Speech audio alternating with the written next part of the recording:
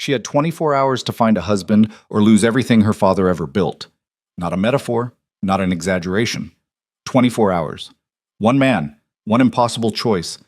Adriana Okoye, 26 years old, dead on her feet, 3,000 miles from home, whispered those words into a back hallway in Seoul thinking nobody could hear her. She was wrong, because sitting 12 feet away, behind a closed door, was Kang Ji-heon, the most feared syndicate boss in South Korea, a man who hadn't offered kindness to anyone in over a decade. He heard every word, and he had a proposal she couldn't refuse.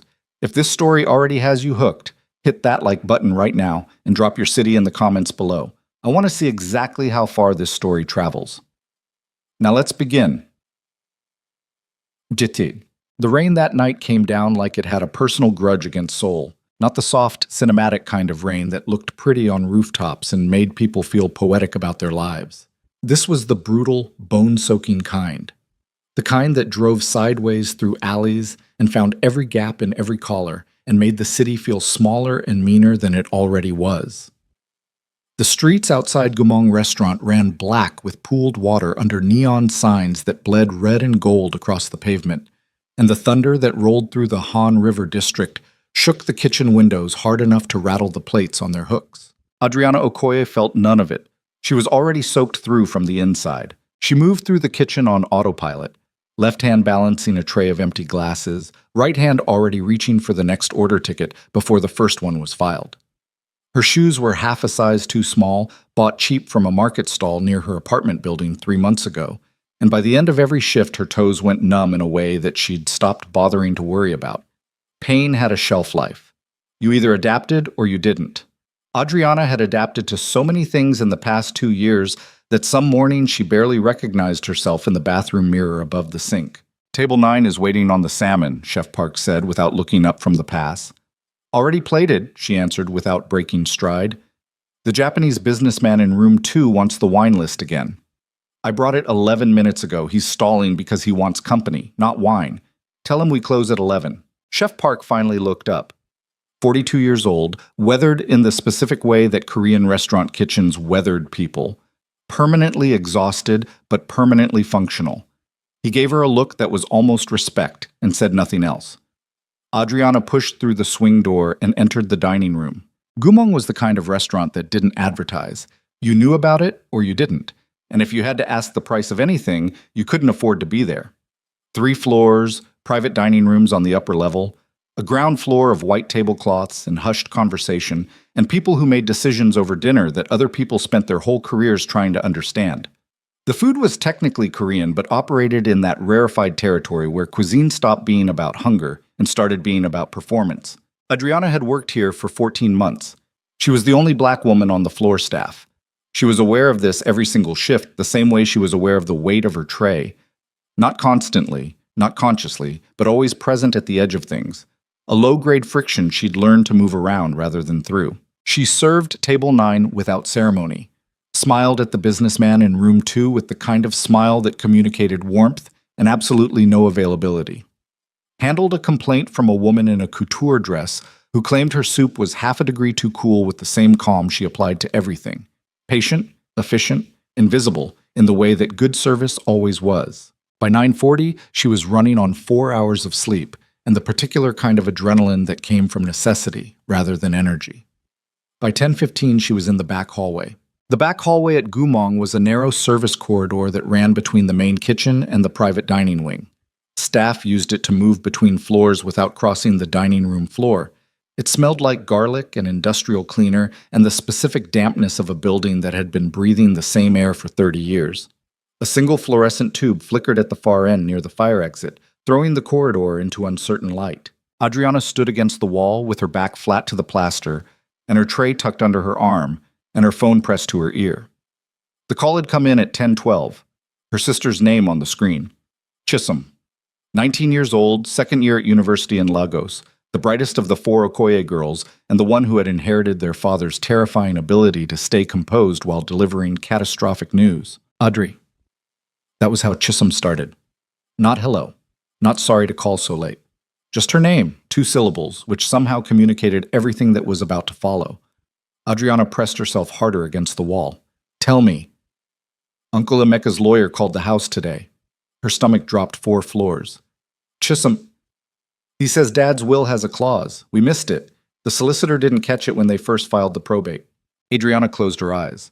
Her father, Dr. Tobena Okoye, cardiologist, stubborn traditionalist, dead 2 years and still somehow managing to make her life complicated from the grave, had written his will during a period when his own father's outdated ideas about female inheritance were fresh in his mind. He'd meant it as protection, a structure, something to keep her uncle's hands off the family assets until Adriana was settled and established enough to manage them properly. "What clause?" she said. Her voice was flat.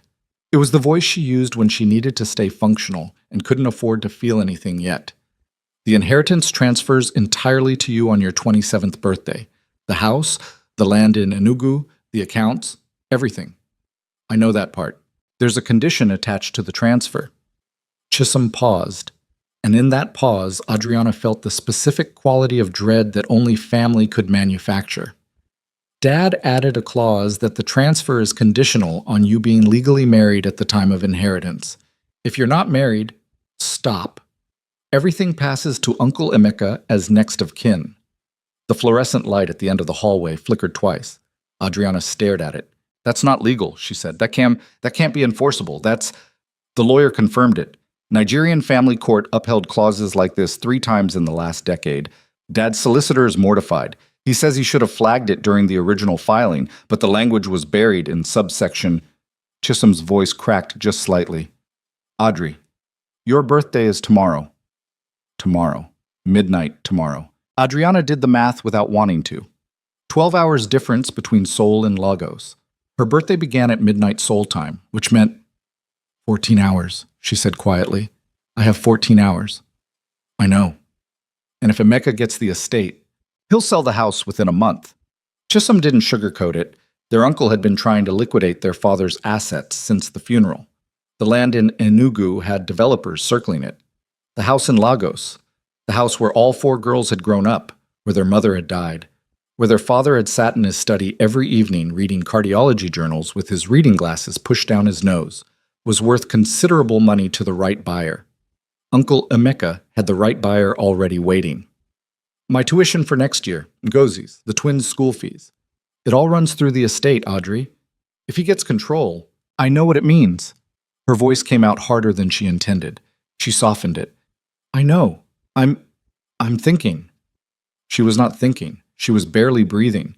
There was a beat of silence across the 3,000 miles between them. "Is there anyone?" Chisholm asked carefully. "Anyone you could—" "I'm in Seoul, Chi. I work 14-hour shifts at a restaurant. My social life is non-existent."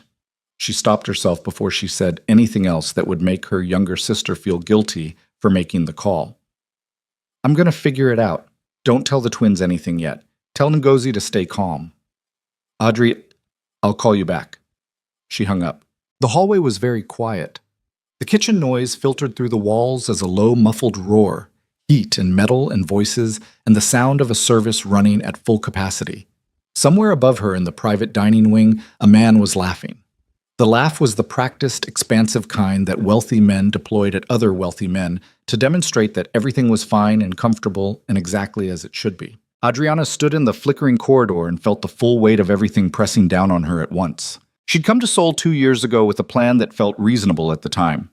Work high-end hospitality for 3 years, save aggressively, build credentials, go home with enough capital to establish herself independently of the family dynamics that had been slowly strangling her since her father got sick. She'd been good at the plan. She sent money home every month. Chisholm's tuition, Ngozi's medicine, the twins' school fees, household expenses for their aunt who looked after them. She ate modestly and lived modestly and wore shoes half a size too small and told herself it was temporary. She had not accounted for her father's will. She had not accounted for the fact that Tobena Okoye, even dead, would find a way to make his oldest daughter's life contingent on a decision she hadn't made yet. The tears that hit her were the furious kind, not the grief kind. She didn't wipe them immediately because she was too tired and too angry to bother, and in the flickering light of the back hallway of Gumong Restaurant, 26 years old and 14 hours from losing everything, Adriana Okoye said the sentence out loud purely because it needed to be said somewhere. "I have 24 hours to find a husband." She said it to the wall.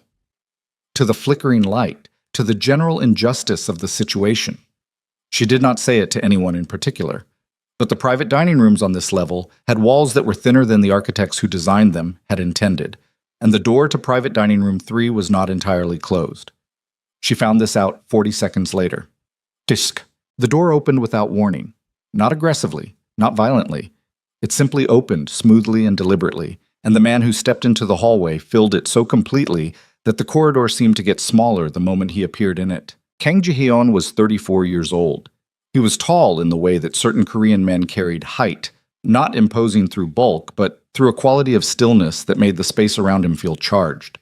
He was wearing a black suit that had clearly been made specifically for his body rather than bought from a rack, and the jacket was unbuttoned and his tie was loosened exactly 1 inch in a way that felt deliberate rather than casual. His face was the kind of face that Seoul's financial press had been running in profile pieces for 3 years. Angular, controlled, with eyes that were dark enough and still enough that looking directly into them for too long made most people instinctively look away. Most people.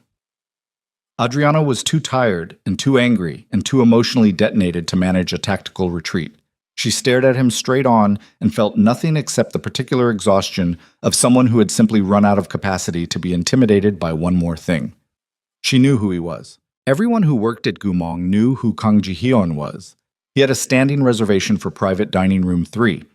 Every Thursday evening, 6 to 10 p.m., rotating guest list of men whose names appeared in financial news and occasionally in crime beat coverage that was always careful and always vague. He tipped exactly 20% every time, no more and no less, which the other staff found cold and which Adriana had always found simply precise. He had never been rude to her. He had never been particularly warm either. He was a man who occupied space without apologizing for it and expected the world to arrange itself accordingly. She had served him and his guests for 14 months. He had never once acknowledged that she was a specific human being rather than a function. Until now. He looked at her in the flickering corridor with an expression that was entirely unreadable, and he said nothing for a long moment, and Adriana, who was holding the shredded remains of her composure together with both hands, said, "Mr. Kang, I apologize for the noise. I'll be back on the floor." She moved to step around him. "You weren't loud," he said. His voice was low. It had the quality of something that didn't need volume to carry. She stopped. "I wasn't aware the rooms shared a wall so closely," she said carefully. "If you overheard something, 24 hours, he said. "Just that." She went very still. He wasn't mocking her. That was the thing she clocked first, scanning his face for condescension and finding none. He was watching her with the focused attention of someone taking inventory, not of her appearance, but of something else, something harder to name. "That's a private matter," she said. Her voice didn't shake. She was proud of that. It sounded like it. "Then you understand why I need to get back to work. You're planning to leave at 11. At 11, yes. Which gives me—" She checked her watch. A small cheap thing with a cracked face that she'd been meaning to replace for 8 months. 47 minutes of this shift left, and I'd prefer to spend them doing my job rather than— "Sit down," he said. The flat certainty of it stopped her mid-sentence. "Excuse me? There's a bench at the end of the corridor. Sit down for 5 minutes. He paused. "Please." The please landed oddly, like a word he didn't use often enough to deploy naturally, but was making the effort with anyway. Adriana studied him for a moment. The stillness, the dark eyes, the complete absence of any readable agenda, and made the calculation that a man like Kang Ji-hyun did not make requests without reasons, and that whatever his reason was, she was curious enough and desperate enough that sitting down for 5 minutes cost her nothing. She wasn't already losing. She sat on the wooden bench at the end of the corridor. He sat beside her, leaving 8 inches of space between them, and set his elbows on his knees and looked at the opposite wall. The way men looked at things when they were thinking about something they hadn't entirely finished thinking about yet. The kitchen noise moved through the walls around them. After 30 seconds, he said, "Explain the situation." "I don't think that's— Not for my benefit." He still wasn't looking at her. "Because you're holding it together on adrenaline right now, and the moment you have to say it out loud coherently, you'll figure out whether there's actually a solution or whether there isn't." Adriana looked at the side of his face. He was right. The logic was completely correct, and she resented it. She talked. Flatly, efficiently, the way she did everything. The will, the clause, the birthday at midnight, her uncle, the house, her sisters, the math of what happened if Amika got control of the estate. She left out the part about her shoes being too small and the part where she'd been crying 40 seconds before he opened the door, because those details were hers and she wasn't giving them to anyone. When she finished, the corridor was quiet. Jihyun sat with it for a moment. Then he said, "What are your requirements for the marriage to be legally valid under Nigerian inheritance law?" She blinked. "What?" "The clause specifies legal marriage. What constitutes that under the applicable law?" A civil registration, witnessed and filed." She had thought about this on the phone with Chisholm briefly before her brain had shunted away from it because the answer was so impossible it wasn't worth completing. In Nigeria, it would be a registry office. But even if I could get a marriage registered in Nigeria before midnight, I'd have to physically international marriage registration between South Korea and Nigeria.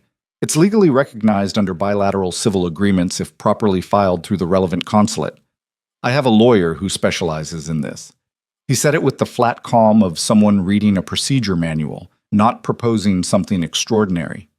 The consulate can file emergency documentation. It's been done within 8 hours with the right contacts. Adriana stared at him. "You know this," she said slowly. "Because..." He finally looked at her. "Because I've had reason to understand international legal frameworks for formal agreements." "That's not an answer." "No," he agreed. "It isn't." The light at the end of the corridor had stopped flickering. The kitchen sounds continued their muffled roar. Adriana was aware of her own heartbeat in an uncomfortable, too loud way. "What do you want?" she asked. Her voice came out very direct. There was no point in being anything else. "Because men like you don't sit in service corridors offering legal solutions to waitresses out of charity. So what is it that you actually want?"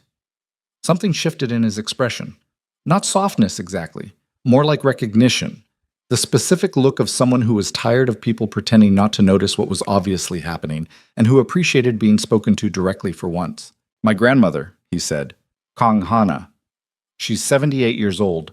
She's been ill for 4 months." He looked back at the wall. "She raised me, after my parents died. She is the only person I have left who I..." He stopped, started again differently.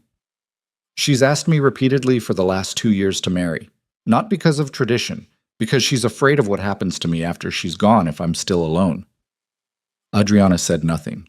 "She's getting worse faster than the doctors initially projected. She has months, maybe less.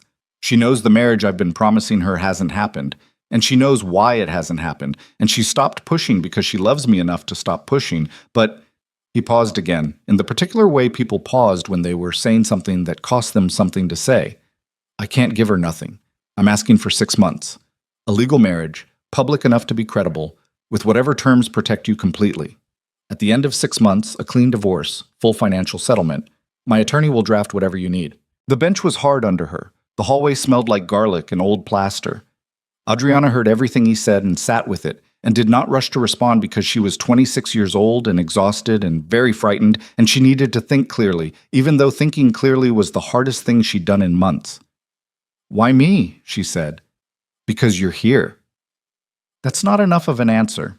He looked at her again, directly this time.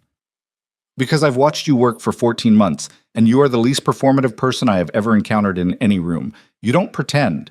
You don't smile when something isn't funny. You don't make yourself smaller to make other people comfortable." He paused. "My grandmother would see through anyone I brought to her who was playing a part. She's been seen through people for 78 years. She needs to believe it's real." Another pause. Shorter. "With you, she'd have reason to." Adriana looked at her hands in her lap. The right one had a small burn scar from a kitchen accident 3 weeks ago. The left one had a hangnail she hadn't dealt with because she'd been too busy. "I need to call my sister," she said. "Of course. I need a lawyer to review any contract before I sign anything. I'll have my attorney available within the hour. I need the terms in writing, everything, the timeline, the finances, the conditions. If I'm in your world for 6 months, I need to know exactly what that means and exactly what happens at the end." "That's reasonable. And I need one more thing." He waited. "My family, my sisters, their education, the house in Lagos. If I'm doing this to protect those things, I need them protected properly, not just the immediate transfer. I need them secured in a way that my uncle can't circle back and find another angle. The pause this time was different. She couldn't read what was in it. I can make that happen, he said. I need it in the contract. I understand. She stood up, smoothed her apron. She had 23 minutes of her shift left and she was going to work them because she was not the kind of person who abandoned a shift for personal circumstances, and also because she needed the 23 minutes to decide whether she was actually about to do this or whether she was going to spend the rest of her life wondering what would have happened if she'd said yes. She turned and looked at him where he sat still and even on the corridor bench, and she said the most honest thing she'd said to anyone in 2 years in Seoul. I don't trust you. I don't know you, but I don't have anything else. She took a breath. Give me 20 minutes to finish my shift. Then I'll come to room 3 and hear the terms. He nodded once, the nod of someone who had expected exactly this answer. She pushed through the swing door back into the kitchen and picked up the next order ticket and kept moving. Woke up. 41 minutes later, she sat across from Kang Ji-hyun in private dining room 3. The room had the same quiet that all expensive rooms had, the particular hush of insulation and money working together to keep the chaos of the actual world at a distance. A half-finished bottle of wine sat on the table that Ji-hyun's earlier guests had left. Someone had arranged the chairs back correctly. The overhead lighting was low and amber. His attorney had arrived in 12 minutes, which told her something about the kind of world she was stepping into. The man's name was Attorney Han Seo-jun, 50s, spectacled, the deeply professional manner of someone who had long since stopped being surprised by anything his client asked him to arrange. He had a tablet and a briefcase, and he laid the initial contract framework on the table with the efficiency of a surgeon prepping instruments. Adriana read every word. She asked 12 questions. Han answered 11 of them immediately and checked with Ji-hyun on the 12th. She asked for 3 modifications to the financial terms, 2 of which Han granted immediately, and 1 of which required a 5-minute private conversation between attorney and client that she sat through in complete silence, watching the window and the rain still working itself against the glass. The modification was granted. The section about her family was longer than she expected and more comprehensive. She read it twice, then a third time. It had the specific quality of something that had been drafted not to satisfy a request but to actually solve a problem, and she sat with that for a moment, with the strange weight of having her actual concern taken seriously rather than managed. She signed at 11:58 p.m. Ji-hyun signed without reading it. She noticed this. He caught her noticing. I had him draft it to your specifications, he said simply. There's nothing in there that wasn't what you asked for. Most people still read things before they sign them. Most people need to. He capped the pen and set it on the table. I trust Han's precision. You trust him, but you're not sure you trust me. I'm not sure you trust me either. I don't, she confirmed. He looked at her with something in his face that wasn't quite a smile, but occupied the same general territory. Then we're starting honestly. That's more than most people manage. Han Seo-jun gathered the documents with the movements of a man who had witnessed many unusual things and had learned to process them as procedural rather than remarkable. He told them the consulate filing would begin at 7 a.m. and that the legal registration could be confirmed by early afternoon the following day, pending standard documentation from Adriana's passport and residency papers. She had 14 hours to spare. When Han left, the room was very quiet. Adriana sat with the empty chair where the attorney had been and looked at the man across the table and understood for the first time the full reality of what she'd just done. The rain was still hitting the windows. Seoul was still enormous and indifferent outside. You should sleep, Ji-hyun said. There will be paperwork in the morning, and you've been awake for... He checked his watch. At least 18 hours, if your shift started at 2. 4, she said. I started at 4. Then 20 hours. Sleep. He stood, straightened his jacket. The mask was back, the complete composed surface that didn't show anything he hadn't decided to show. My driver will take you to your apartment. Tomorrow morning, someone will come to bring you to the consulate. I can take the subway. It's 1 a.m. and it's raining. I've done it before. You've done many things you didn't need to do, he said. There was no judgment in it. Almost something else, something that arrived and departed too quickly to name. Let the driver take you. She stood, gathered her coat from the chair where she'd left it. She was aware of how she looked, end of shift, tired, wearing restaurant uniform and shoes that didn't fit. and felt no particular embarrassment about it because this was who she was, and if Kang Ji-hyun had any issue with it, he should have looked for someone else in a different hallway. At the door, she stopped. "The restaurant," she said. Gumong, my job. This doesn't... I'll handle the schedule with Chef Park. I don't want special treatment. I still want to work my... Adriana." He said her name for the first time. She'd been wondering if he knew it. Of course he knew it. He'd been reading her employee file, presumably, but hearing it in his voice was different. It had weight. "The terms protect your independence completely. You keep working. You keep every arrangement you have. The marriage is a legal framework. Nothing changes about your life except what needs to change." She looked at him for a moment longer than was necessary. "Go sleep," he said. She left. The driver was waiting exactly where Ji-hyun said he would be. A black car at the curb, engine running. A man in his 40s who opened the door without ceremony and drove her the 22 minutes to her apartment building without speaking, which she appreciated more than she could articulate. She sat in the back seat and watched Seoul move past the windows. The rain had softened to a drizzle. The city at 1 a.m. had a different quality than the city at any other hour. The neon thinner, the streets emptier, the scale of it slightly less aggressive. She'd loved this city in the beginning, hated it in months 3 through 7 when the loneliness was worst, and arrived somewhere past both in the months since. Seoul was where she was. It wasn't home. She'd stopped expecting it to become home. Her phone buzzed. Chisholm. She answered. "Tell me," her sister said immediately. "I handled it." Silence. "Audrey, what does that mean?" "It means I handled it. The inheritance will transfer correctly. The estate is protected." She paused. "I'll explain everything when it's finalized. Don't tell the twins yet. Tell Ngozi to stop worrying." Another silence, longer this time, with a quality that Chisholm, who had known her since she was born, deployed specifically when she suspected something Adriana wasn't saying. "Are you okay?" Chisholm asked. "I'm tired." "That's not what I asked." "I know." Adriana watched a delivery truck move through a red light in the rain, slow and deliberate.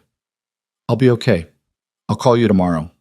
She hung up before her sister could ask anything else. In her apartment, small, the walls slightly too thin, a kitchen that got excellent light in the mornings, she didn't sleep immediately.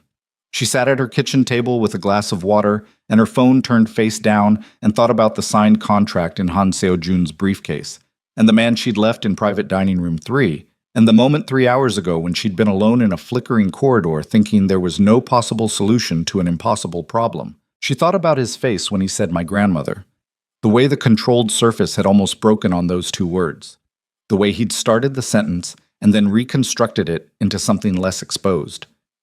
The fraction of a second when he'd been a person rather than a persona. She thought about the fact that she didn't trust him. She thought about the fact that she'd signed anyway. In the morning, the sun came up gray and cool over Seoul, and Adriana showered and dressed in the best clothes she owned.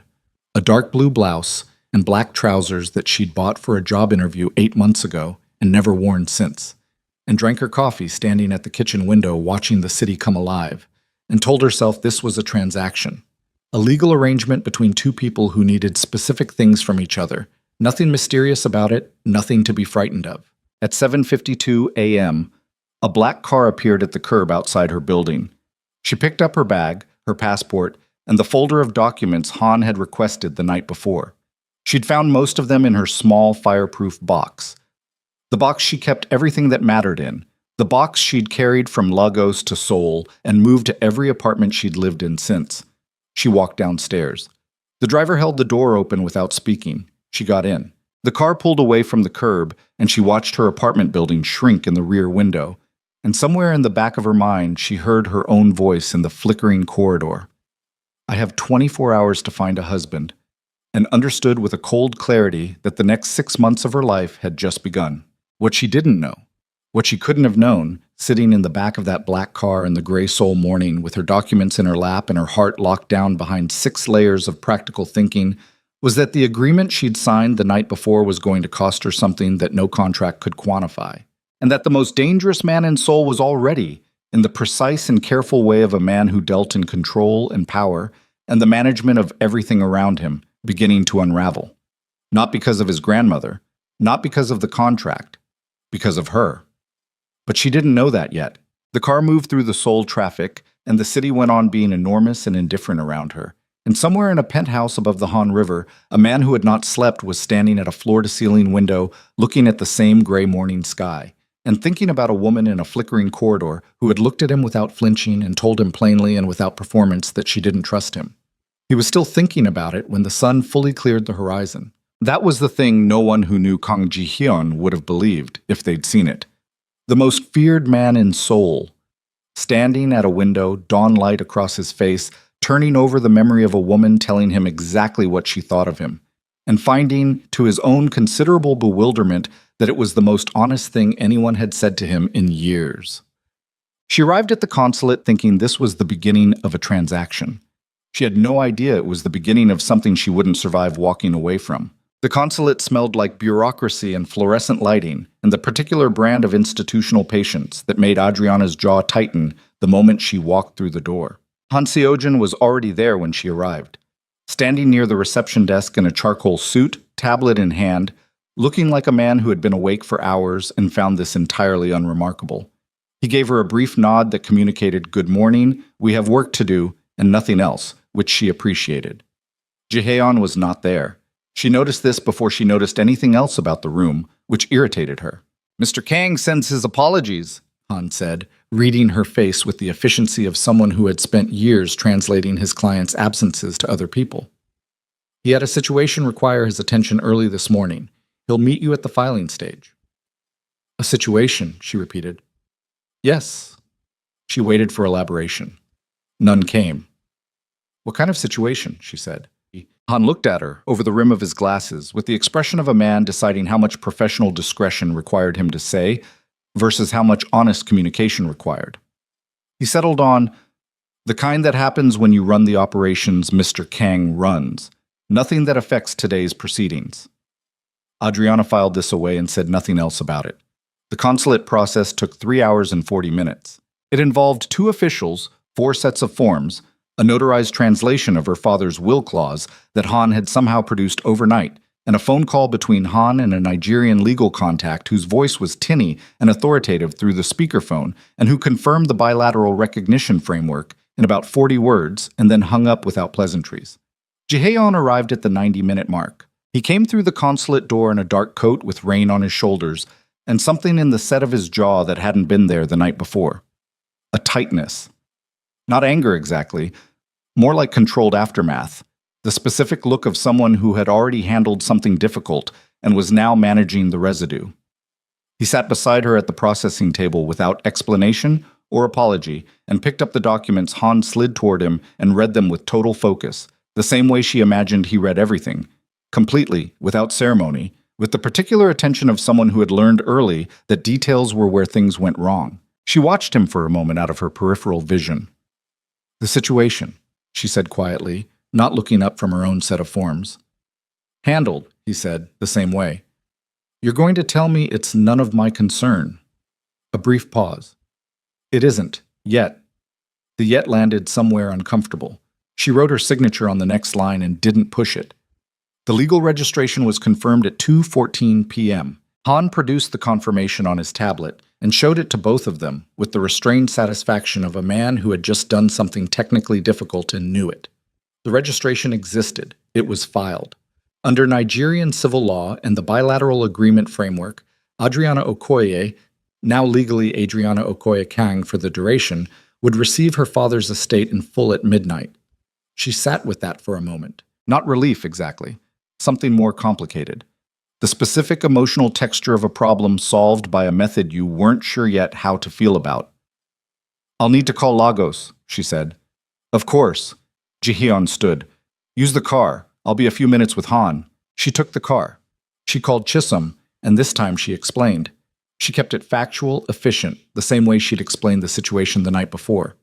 Legal marriage, 6 months, contract terms protecting the family assets, clean exit at the end. She said it all in about 3 minutes.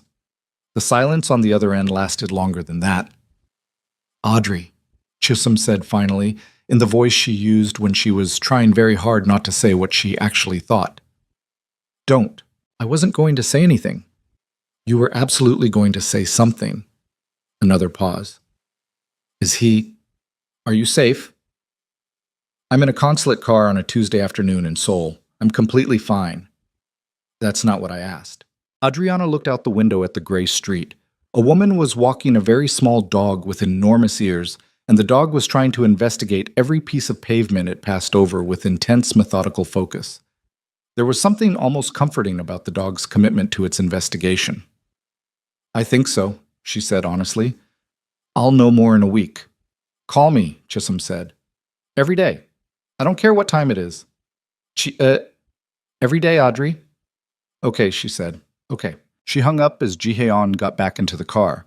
They drove back toward the Han River district in silence that had a different quality than the silence of strangers. It was too aware of itself to be simply neutral. She was conscious of the space between them on the seat, the 8 inches that had been there on the corridor bench, and had reestablished itself here without either of them discussing it. Tonight, he said, I'll have the spare room prepared. You don't need to move your things until you're ready, but I'll stay at my apartment, she said. He looked at her. The contract says legal marriage and public appearances, she continued before he could respond. It doesn't specify cohabitation as an immediate condition. I'll move what I need to move when it becomes practically necessary. Until then, I'd rather keep my own space. He studied her for a moment. She couldn't read what was behind it. Calculation, perhaps, or something more basic than that. The look of a man encountering a boundary he hadn't anticipated and deciding whether to push it. He didn't push it. Fine, he said. We'll need a public appearance within the week, given the timeline. My grandmother's doctor has indicated she may have limited time remaining. I'd like to bring you to see her as soon as possible. I understand. And there's a charity gala Thursday evening. It would be the appropriate venue to establish the marriage publicly. The guest list includes people whose attention I need on this. Whose attention specifically?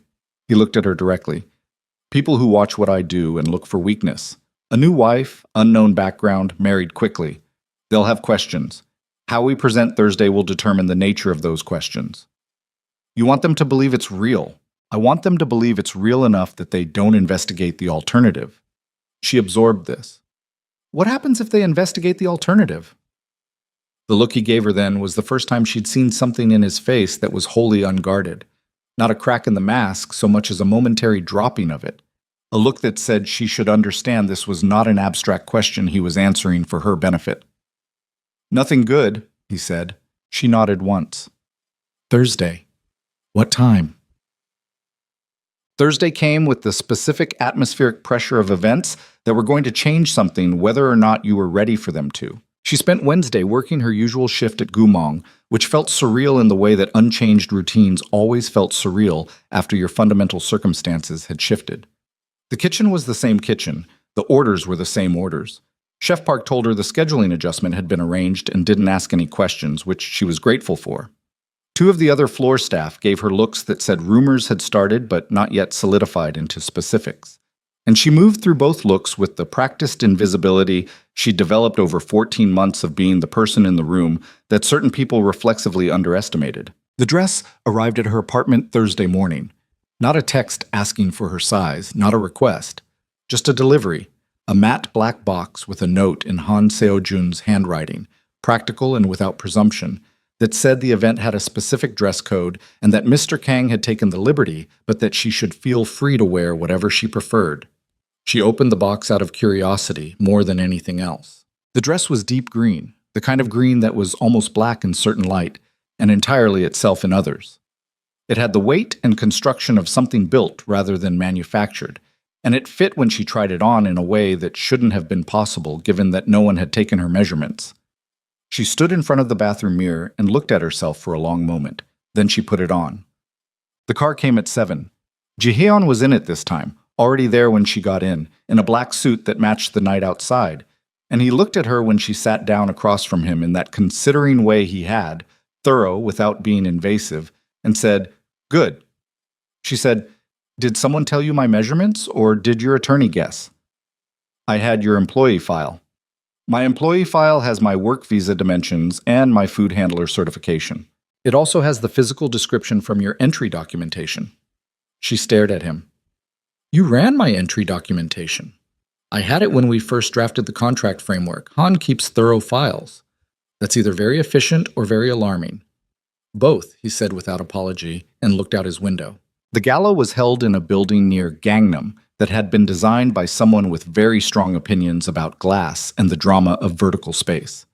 They arrived at 7:40, and the entrance was already populated with the specific kind of beautiful people who moved through expensive events like weather systems. Unhurried, self-contained, generating their own pressure fronts. Jihaeon put his hand at the small of her back when they went through the entrance. It was a light touch, entirely appropriate for the context. Professionally calculated, probably. She knew all of this and still felt it in her spine in a way that she immediately filed under irrelevant and moved past. The first hour was a masterclass in being looked at. She was aware of it the moment they entered the main room, the recalibration that happened in clusters of people as Jihaeon entered their peripheral vision, and then the secondary recalibration when they registered who he was with. Not hostility, mostly. More like calculation. The particular attention of people who made their livings understanding social arrangements and were now rapidly processing a new variable. A woman in red, 50s, the kind of maintained appearance that required significant ongoing investment, approached them 20 minutes in with the unhurried confidence of someone accustomed to being the most significant person in her immediate radius. Jihaeon! She air-kissed his cheek with the practiced ease of someone who had done it 10,000 times. We've been wondering when you'd show your face. Madame Cho. He was perfectly warm, perfectly managed. May I introduce my wife? Adriana. Madame Cho turned to Adriana with a smile that started in her mouth and didn't quite reach anywhere else, and said in accented English, "How lovely! And you're from Nigeria," Adriana said, cleanly, before the woman could complete whatever gentler construction she'd been building toward. Lagos, originally. I've been in Seoul for 2 years. How interesting. The smile stayed exactly where it was. And how did you and Jihaeon? We met at a restaurant, Jihaeon said. Smooth, immediate, leaving no space for elaboration or improvisation. She made an impression. I imagine she did. Madame Cho's eyes moved over Adriana with the specific attention of a person cataloging details for later distribution. Well, we're all delighted. She moved on with the ease of a ship changing course. Adriana watched her go. She'll have made 4 phone calls by the end of the night, she said quietly. 6, Jihaeon said beside her. But the information she'll pass along will be the version that serves her interests, which in this case happens to align with ours. How so? She's been trying to establish a business connection with the Lagos Investment Group for 8 months. Having a connection to someone with Nigerian family ties is suddenly very useful to her. He took 2 glasses from a passing tray and handed her one. People generally believe what they want to believe. Our job tonight is to give them something worth wanting. She looked at the glass in her hand. Champagne, which she'd never particularly liked, but which was the correct thing to hold in a room like this. You're very good at this. At what? Managing how you're perceived. He looked at her sideways. Is that a criticism? No, she said honestly. It's an observation. You do it completely, without visible effort. I find that either impressive or troubling, and I haven't decided which. Something moved through his expression that might, in a different face, have been amusement. Most people decide immediately. Most people react to things before they understand them, she said. I try not to. He looked at her for a beat longer than the conversation required, and then a man in a gray suit arrived at his elbow with the specific urgency of someone who had been waiting for an opening, and Jihaeon shifted smoothly into the register of professional engagement, and the moment passed. The man in the gray suit was named Director Lim. Adriana placed him within 60 seconds. The way his eyes moved to her, and then quickly away, the practiced neutrality of his greeting, the particular quality of someone being polite to a person whose presence he resented. She'd encountered versions of Director Lim her entire professional life. She smiled at him with the precise warmth of someone who knew exactly what he thought and had no interest in making him comfortable about it. When Lim drifted away to find someone more amenable to his specific social agenda, Jihaeon said quietly, without moving his gaze from the middle distance, He's going to ask someone about your background before the night is over. I know. Does that bother you? Does it bother you? She returned. He was quiet for a moment. Then, with a flatness that had an edge under it, no, she believed him. That was a strange thing. The word came out in a way that wasn't managed or calculated. It was just true, delivered without performance, and she believed it the way she believed very few things people told her in the first days of knowing them. The second hour was harder. A group of women in the corner of the room had been observing her with the sustained attention of people who had decided something before they'd finished deciding, and were now simply building the architecture to support what they already believed. She was aware of this the way you were aware of weather changing. Not by seeing it directly, but by what it did to the quality of the air. When one of them approached, younger than Madame Cho, the specific confidence of inherited money rather than earned money, and said, in English that was slightly too loud, "Your Korean must still be developing, of course. It's very difficult for people who come here for work rather than other reasons." Adriana felt the shape of the moment clearly. She could deflect. She was very good at deflecting. She didn't. "My Korean is functional," she said, and switched to Korean, precisely calibrated, not perfect, nothing that would embarrass her, but clear and direct enough to shift the woman's expression from condescension to a recalibration she visibly hadn't prepared for. She switched back to English for the last sentence. "I find it's usually better to know the language of wherever you are, rather than assume other people will accommodate you." The beat of silence had a specific texture.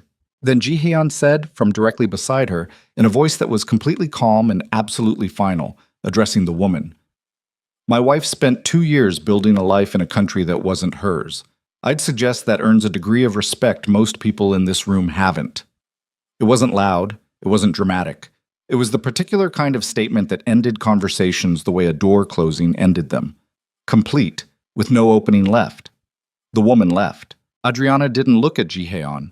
She looked at her champagne glass, and she felt something she hadn't anticipated feeling, a warmth that was inconvenient and poorly timed and entirely real. And she put it down somewhere practical in her chest and kept it there. "You didn't need to do that," she said. "I know," he said. "I had it." "I know that too." She looked at him then. He was looking at the room, the same controlled survey he'd been running all night. But there was something different in the line of his jaw. Something that had moved and not fully returned to where it had been. "Don't protect me at social events," she said. "Not from words. I've been handling words my entire life. If you do it, they'll think I need protecting, and then every time I walk into a room without you, I'll be working twice as hard to establish I don't." He turned to look at her. The look was long and direct, and she held it without blinking. "You're right," he said. She hadn't expected that. The immediate, clean concession. No defensiveness, no reconstruction into something that made him right anyway. She nodded, looked back at the room. "But for what it's worth," he said quieter, "it wasn't for strategy." She didn't answer that. She filed it in the same place she'd put the warmth, in the practical section of her chest where things went that couldn't be dealt with yet. "What?" They left at 10:30. In the car, the silence came back, but it was different again from the morning, denser, warmer, carrying the residue of 3 hours in a room together. She could feel tiredness hitting her properly now, the specific crash of sustained performance. Her jaw ached slightly from the controlled smiling. Her feet hurt less than usual because the heels on the dress shoes were better constructed than anything she owned. She was looking out of the window when he said, "She wants to meet you Sunday." "Your grandmother?" "Yes." A pause. "The doctors think it's important that she has things to look forward to, calendar events. I've been trying to keep her engaged." Adriana looked at him. In the dark of the car, his profile was cut clean against the city lights moving past the window. The tightness from Tuesday was still there, just below the surface, the managed residue of something she still didn't have the context for. "I'll be there," she said. "It may be emotional," he said. She knows the situation is not exactly conventional. She doesn't know the specific terms, but she understands that I don't." He stopped, started differently. "She's going to ask you things, personal things. She does that. I can handle personal questions. She's very direct. So am I." He looked at her. In the brief light of a passing street lamp, she caught something in his face that was almost helpless. The look of a man confronting a situation he'd constructed logically and was now realizing logic only reached so far. "What do I tell her about us?" Adriana said. "When she asks, tell her the truth where you can. The rest," he looked back out his window. "She'll fill in the rest herself. She always does." The car moved on through the city. Adriana looked at her hands in her lap, the burn scar, the hangnail she still hadn't dealt with, and thought about Sunday and a dying old woman who had raised a monster and somehow, in the process, kept some essential part of him human enough that he'd sat in a service corridor on a rainy Tuesday night and offered a stranger a solution to an impossible problem. She thought about what Jihaeon had said in the consulate car. Nothing good. The something that would happen if people investigated the alternative. She hadn't pressed it then. She pressed it now, internally, turning it over, looking at the shape of it. She'd signed a contract with a man whose operations existed in a world with its own rules and its own consequences and its own definition of what handled meant when someone called it a situation. She had known this going in. She had calculated it and accepted it and told herself she could manage the distance between his world and hers. She believed that still. But Tuesday's tightness was still in his jaw on Thursday night, and the situation still hadn't been explained. And somewhere in the city around this car, there were people who watched what Kang Ji-hyun did and looked for weakness. And she was the newest and most visible weakness he had. And she was only 3 days into 6 months. She was still thinking about this when the car stopped at her building. "Sunday," he said. 10 a.m. "I'll be ready," she said. She got out. The night air was cold and clean after the gala's heavy warmth. She went inside without looking back. Sunday arrived the way difficult things arrived, without ceremony, just suddenly there. Ji-hyun's car came at 9:58, which she noted because it was the first sign that punctuality was not a performance for him, but a default. She was waiting in the lobby when it pulled up. She dressed carefully, not for formality, but for the specific situation of meeting someone's dying grandmother, while pretending a marriage was something other than what it was. She'd settled on a dark burgundy blouse and simple trousers and the small gold earrings that had been her mother's, because she wanted something real on her body that morning, something with actual weight. Ji-hyun looked at her when she got in and said nothing for a moment, then, "She'll like you." "You don't know that." "I know her, and I know—" He stopped, the same way he'd stopped on Thursday, catching himself before whatever he'd been about to say arrived. "She'll like you." The house was not what she expected. Not because it was small. It was modest by the standards of what she'd expected from a man in Ji-hyun's position. A traditional hanok in a quieter district, maintained with the loving precision of someone who understood that a house was not a status symbol, but a container for a life. There were plants in the courtyard. Real ones, not the architectural kind. A small stone water feature that was running, its sound just audible when the car door opened. Inside, it smelled like ginger tea and something herbal, and the particular warmth of a house that had been lived in completely. Kang Hana was in the main room, 78 years old, small, in the way that people sometimes became small without diminishing. The weight shifted, the frame contracted, but the presence remained entirely intact. She was sitting in a chair with a blanket across her lap, and her hands folded over it, and when Ji-hyun led Adriana into the room, she lifted her head and looked at her with eyes that were dark and direct and entirely clear. Adriana understood immediately what Ji-hyun had meant. There was no softening in those eyes. No polite management. Just a woman who had been reading people for nearly 8 decades and had stopped seeing any reason to pretend otherwise. Ji-hyun said, in Korean, "Grandmother, this is Adriana." Kang Hana looked at Adriana for a long moment. Then she said, in careful, deliberate English, "Sit close. My hearing is not what it was." Adriana sat in the chair beside her. Ji-hyun took a seat across the room, far enough to give them space, close enough to be present. Hana looked at Adriana's hands, then her face, then her hands again. "You work with your hands," she said. "Yes, in a restaurant." Ji-hyun's restaurant. "I was there before—" She stopped. "Yes. Now." Hana nodded slowly. "Your mother's earrings." Adriana's hand went to her ear before she could stop it. "Yes. You wear them when you are nervous." "I wear them when I want something real on my body," Adriana said, because it was true, and because lying to this woman felt physiologically impossible. Hana looked at her for another long moment. "He doesn't bring people here," she said. "Not for 20 years. Not since his parents." She paused. "You know what he is." "I know some of it. Most women who know what he is either want something from it or they leave." Hana's eyes were steady. "You don't look like either." "I needed something," Adriana said. "Honestly, that's how this started." What did you need? She told her. Briefly, cleanly, the will, the clause, the timeline. She left out nothing important and added nothing that wasn't there. And when she finished, Kang Hana was quiet for a long moment, her hands folded over the blanket with the stillness of someone who had heard many things in her life and had learned to sit with information before responding to it. He could have found someone easier, Hana said finally. I know. He didn't. The room was quiet. The water feature sound came faintly through the walls. Jaehyun was still across the room, not moving, watching his grandmother, the way people watched things they were terrified of losing. Hana reached out and took Adriana's hand. Her grip was light but deliberate. He needs warmth, she said. Not someone who manages him. Not someone who fears him. Warmth. He has forgotten what it feels like. Adriana felt the weight of those words in a way that had nothing to do with the contract in Han's briefcase. I'm not sure I can promise that, she said honestly. Hana looked at her. The eyes were direct and certain and entirely unsentimental. You already have, she said, or you wouldn't still be sitting here being honest with an old woman when a lie was available. The room held that for a moment. Then Hana released her hand and said to Jaehyun in Korean, She stays for lunch. Jaehyun said, for the first time since Adriana had met him, looked like something in him had loosened by a fraction, something below the controlled surface, something old and tired and quietly desperate.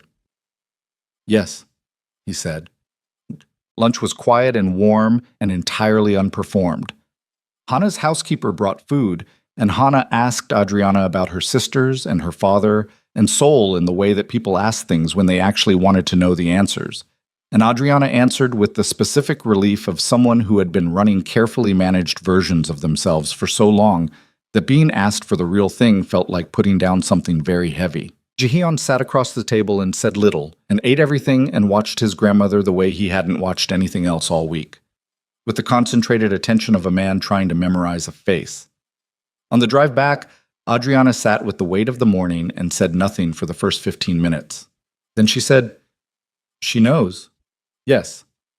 She knew before I said anything. She always does. She's not going to say anything. A pause. No, she's not. Adriana looked out the window. The city moved past.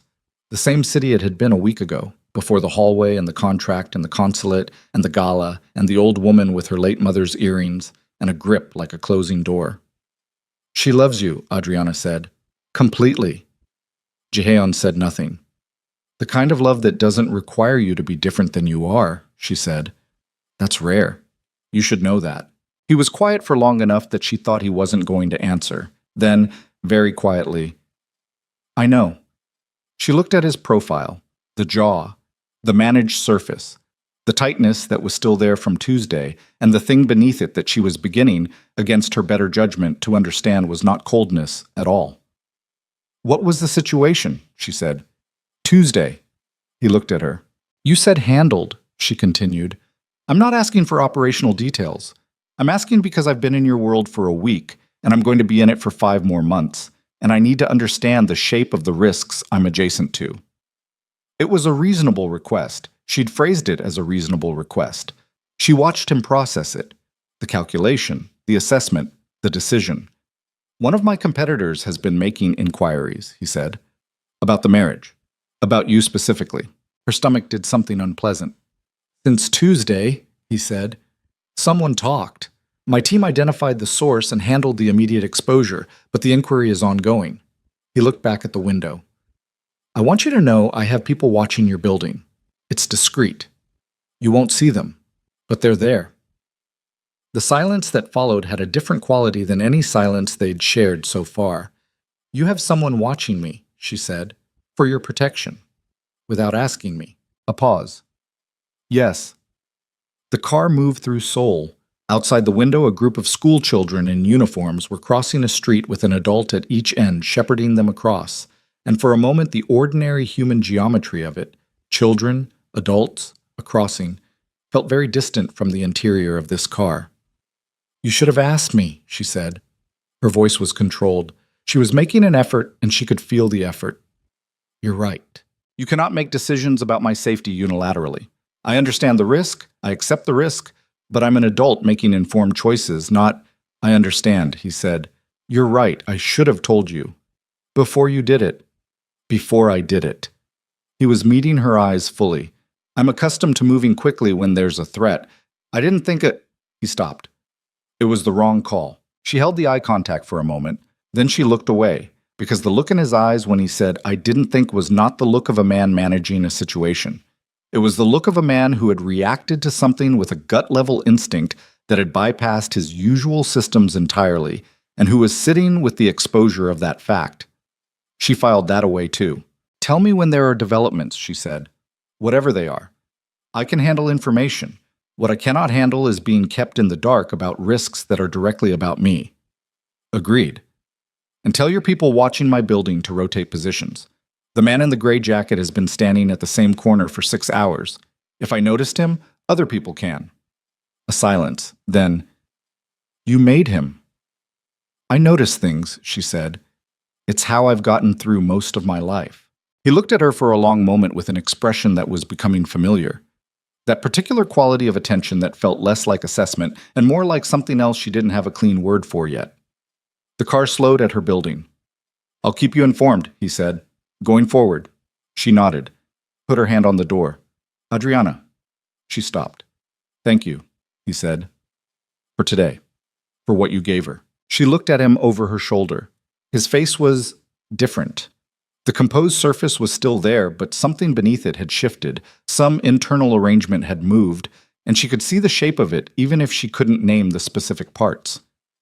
She's easy to be honest with, Adriana said. That's rare too. She got out. She was halfway to the building entrance when her phone vibrated. Unknown number. She stopped walking and stared at it. The message was in English, 7 words. You don't know what you married into. She stood on the pavement outside her building in the Sunday afternoon light and read it twice and felt something cold move through her that had nothing to do with the weather. Behind her, the black car was still at the curb. She didn't turn around. She went inside instead and rode the elevator to her floor and stood in her small apartment with her mother's earrings still on and her phone in her hand and the message on the screen, and understood that the shape of the next 5 months had just changed into something she hadn't signed up for. The question was whether she was already too deep inside it to walk out. She didn't sleep Sunday night. Not the restless, turning kind of not sleeping where you kept almost getting there and pulling back. The fully awake kind. The kind where your body was horizontal, and your eyes were closed and your mind was running hard laps around a 7-word message on a phone screen that was now sitting face down on her kitchen counter because she couldn't keep looking at it. You don't know what you married into. By 3 a.m., she'd constructed and discarded 6 different explanations for who sent it. A competitor's warning.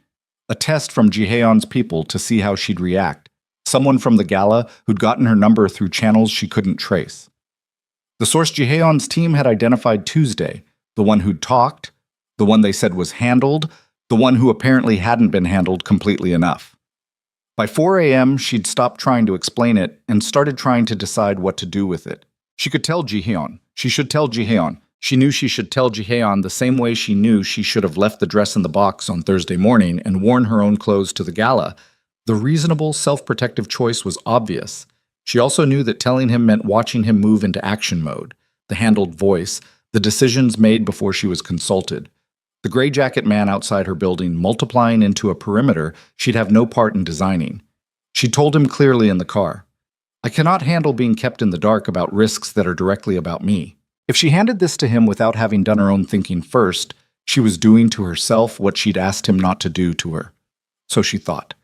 She lay in the dark, and she thought for 4 hours, and at 6 a.m. she got up and made coffee and sat at the kitchen table with the phone face up and the message on the screen and looked at it in the early gray light until it stopped feeling like a threat and started feeling like information.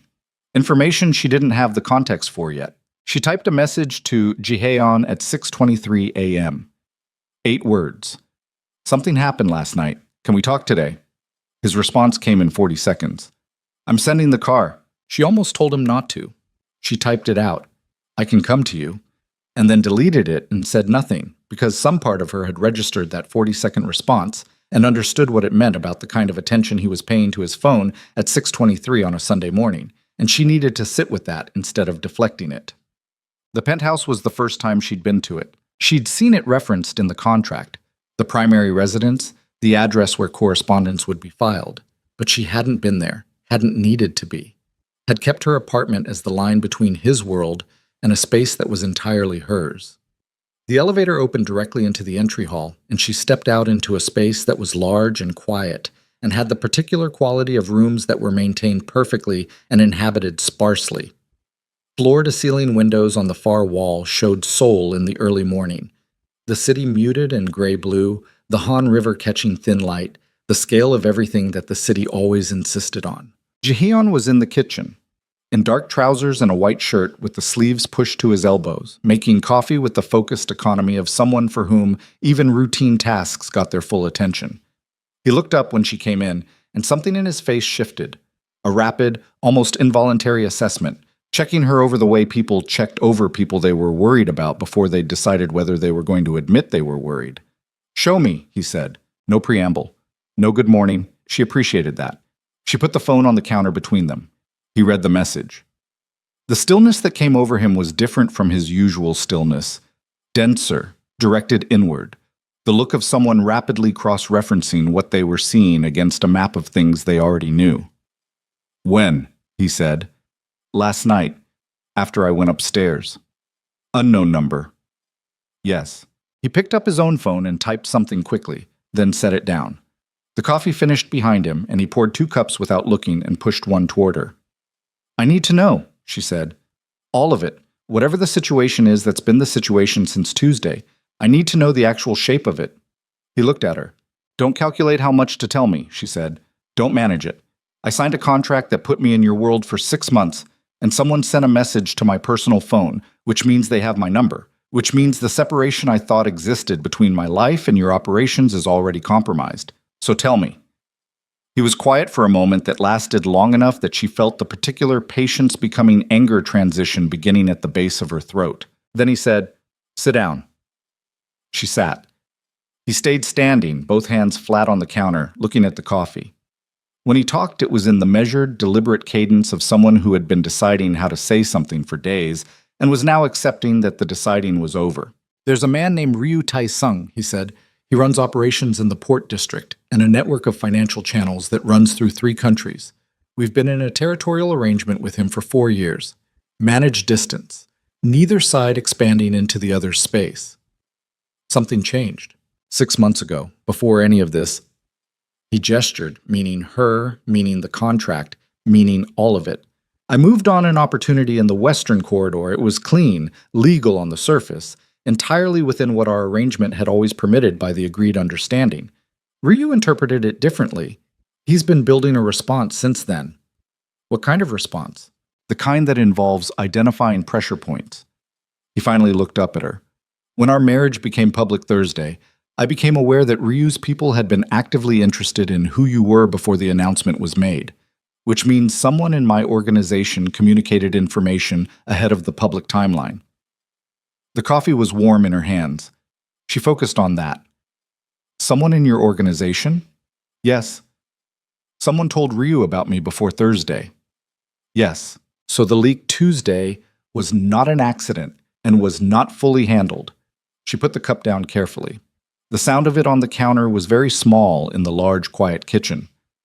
"There's someone in your organization passing information to a competitor," she said. "And that person, or Ryu directly, sent a message to my phone last night. That's the current understanding, yes." She looked at him. He was watching her with the controlled attention of someone waiting for a specific response and not willing to prompt it. She thought about the shape of this, the arrangement she'd signed, the assumption that the risks were adjacent rather than direct, the 6 months she'd calculated she could manage. "How serious is Ryu?" she said. "Serious enough that I've been careful for 4 years." "What does serious look like in practice?" A pause.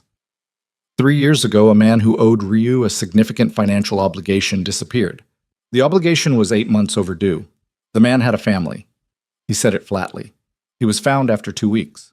The family was not harmed, but the message was clear. The kitchen was very quiet. "And I'm a pressure point," she said. "You're visible, new, unknown background, married quickly." He said each thing with the precise neutrality of someone who had already processed the emotional content and was operating in the factual remainder. To someone looking for leverage, you're an obvious place to start. To scare you? To test how I respond when something I value is threatened. The word value sat in the room between them. She didn't touch it. What do we do? She said. We find the leak first, before anything else. He picked up his phone and looked at whatever had come back from his earlier message. His jaw tightened fractionally. Han is already working the communications timeline. We'll have a narrowed list within 24 hours. And in the meantime, I walk around Seoul with a message on my phone from someone connected to a man who makes problems disappear. In the meantime, you have a very competent team you can't see managing your immediate perimeter. I told you. I know what you told me. His voice was still controlled, but something under it had shifted. A heat she hadn't heard from him before, banked low but present. And I heard you. But there's a difference between me making unilateral decisions about your life and me doing my job when someone puts a target on you because of me. You don't have to like the second one, but I'm not stopping it. She looked at him. He looked back. The heat under his voice was not anger at her. She understood this clearly, looking at his face. It was the specific controlled fury of someone who was angry at a situation they'd created, angry at themselves, at the exposure, at the fact that moving on an opportunity 6 months ago had drawn a line from that decision straight to a message on a stranger's phone at 11 p.m. on a Sunday night. Okay, she said. He blinked, slightly, almost nothing, but she caught it. He'd expected her to push back further. Find the leak, she said. Tell me what you need from me to help. And tell me every development as it happens. You shouldn't have to... Jaehaeon. She said his name the way he'd said hers in the corridor, that first time, with weight. It landed and he stopped. I'm not a victim in this. I'm a participant. Treat me like one. Something in his face moved, something that arrived and didn't entirely leave. Every development, he said, as it happens. Thank you. She picked up her coffee. He watched her for a moment. That look again. The one she kept filing away in the practical section of her chest. The one that felt less like assessment and more like someone slowly recognizing terrain they hadn't expected to be in. 22 hours later, they found the leak. Adriana was at work, mid-shift, the lunch service running at its standard controlled intensity, when her phone buzzed with a message from Jihyun. 2 words. Come tonight. She came at 9. The penthouse had 3 other people in it when she arrived. Han Seo-jun, standing near the windows with his tablet, looking the way he always looked, but with an additional layer of tight controlled something that she registered immediately. 2 men she hadn't met, large, quiet, positioned near the room's exits in the particular way of people for whom positioning near exits was professional habit. Jihaeon was standing at the center of the room, and in the chair across from him, with his hands folded in his lap and his face carrying the specific gray pallor of a man who had been sitting in his own consequences for several hours, was someone she recognized, Kim Do-yoon, 31 years old, Jihyun's personal assistant for 6 years, the man who had confirmed her car pickups, who had been present at the consulate, who had handed her the schedule adjustments with Chef Park with a smile that she now retroactively understood was the smile of someone managing guilt. She stopped walking when she saw him. Jaehaeon looked at her across the room. The look said, I know. She stood still and breathed through it. Do-hyun looked at her. His expression had the collapsed quality of a man who had already confessed everything there was to confess and was now simply sitting inside the aftermath. No anger, no performance. Just the hollowed-out look of someone on the other side of a decision that had already destroyed its own reasoning. How much? Adriana said. She directed it at Do-hyun. He blinked. He'd expected, she thought, for the question to go through Jihaeon. How much did you tell them and when? She said. Do-hyun looked at his hands. The timeline of the marriage, your name, your employment. A pause. Your phone number. When? Wednesday morning. After the consulate. Before the gala. Yes. So, everything that happened Thursday, Madam Cho, Director Lim, the woman in the corner, Ryu's people already knew I was coming. He said nothing, which was its own answer. Adriana looked at Jihaeon. He was watching her with the particular focused stillness of someone who had arranged this meeting and wasn't sure, even now, how it was going to go. Why? She said to Do-hyun. Adriana, Jihaeon started. I'm asking him. She kept her eyes on Do-hyun. Why? Do-hyun looked up. His eyes were wet, which she noted without softening toward it. My brother has a debt. With Ryu's organization, 300 million won. They came to me 8 months ago. I told myself I would give them nothing that mattered. He stopped. I told myself that for 8 months. And then something that mattered appeared, she said. Yes. The room was very quiet. She looked at this man, 31 years old, the hollowed-out face, the folded hands, and felt the specific cold clarity that arrived when she stopped processing something emotionally and started processing it as pure fact. He had given her phone number to people connected to a man who made problems disappear. He had done it to save his brother from a debt he'd spent 8 months telling himself wasn't his to manage. She understood the math of it. She understood the desperation of it. She had signed a contract in a service corridor 2 weeks ago because she understood exactly what it meant to be cornered by someone else's choices and have nothing left but bad options. Understanding it didn't make it less dangerous. Is your brother still alive? She said. Do-hyun looked up sharply. What? His debt to Ryu. Is it paid now? Did they tell you giving them my information cleared the debt? A silence, longer than it should have been. They said... He stopped. They said it was a gesture of good faith. A gesture of good faith, she repeated, not a cleared debt. He stared at her. The blood had left his face in a specific way that told her he'd been holding on to the good faith framing for 2 days and had just watched it collapse. They own you now, she said. Not cruelly, just factually, the way you told someone their roof was gone. Not to hurt them, but because they needed to know. A gesture of good faith means they'll come back. They'll always have something to come back for. The debt was leverage. It still is. Ji-hyun was watching her. She could feel it. Do-hyun looked at his hands and said nothing for a long time. Then he said very quietly, I know. She looked at Ji-hyun. He met her eyes. Something passed between them that wasn't speech. A mutual registration of the situation, its shape, its implications. And she turned and walked out to the far end of the room near the windows and stood looking at the city and let him handle the rest of it because there was nothing more she needed to say to Do-hyun and there were things she needed to think through before she said anything else to anyone. The city was enormous out there, indifferent in the way cities were indifferent, going on being itself regardless of what happened in the rooms above it. Behind her, she heard the quiet, controlled sounds of a situation being managed. She thought about her phone number in Ryu Tae-sung's organization. She thought about a message from a stranger and a man in a gray jacket on a corner. She thought about what Ji-hyun had said in the car, the kind that happens when you run the operations Mr. Kang runs. She thought about 6 months and what 5 months remaining looked like from where she was standing. The 2 men she didn't know took Do-hyun somewhere she wasn't told about. Han left 20 minutes after that with his tablet and the specific expression of someone who had 3 things to file and 2 calls to make before midnight. Ji-hyun poured 2 glasses of water and brought one to her at the window and stood beside her in the dark.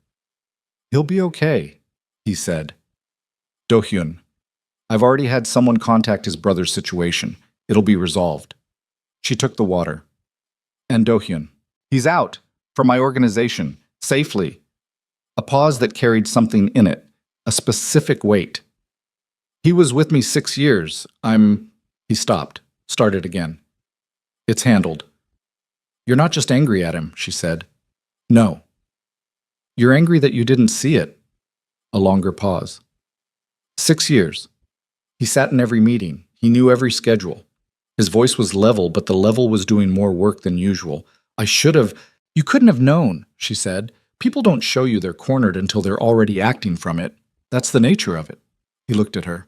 I know what cornered looks like, she said. I was standing in a hallway 12 days ago. He was quiet. The difference, she continued, is what you do when you're there. Do-hyun made a choice that bought him 2 days of relief and a permanent debt. I made a choice I'm still not entirely sure about. She paused. But I made it with full information. That matters.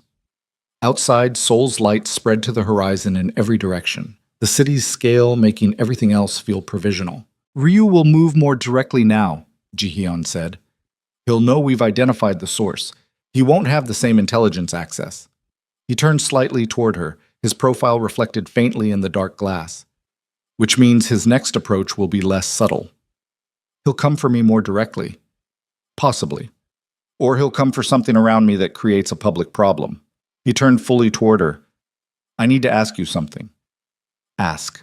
The contract has a provision for early termination if circumstances become— No, she said. He stopped.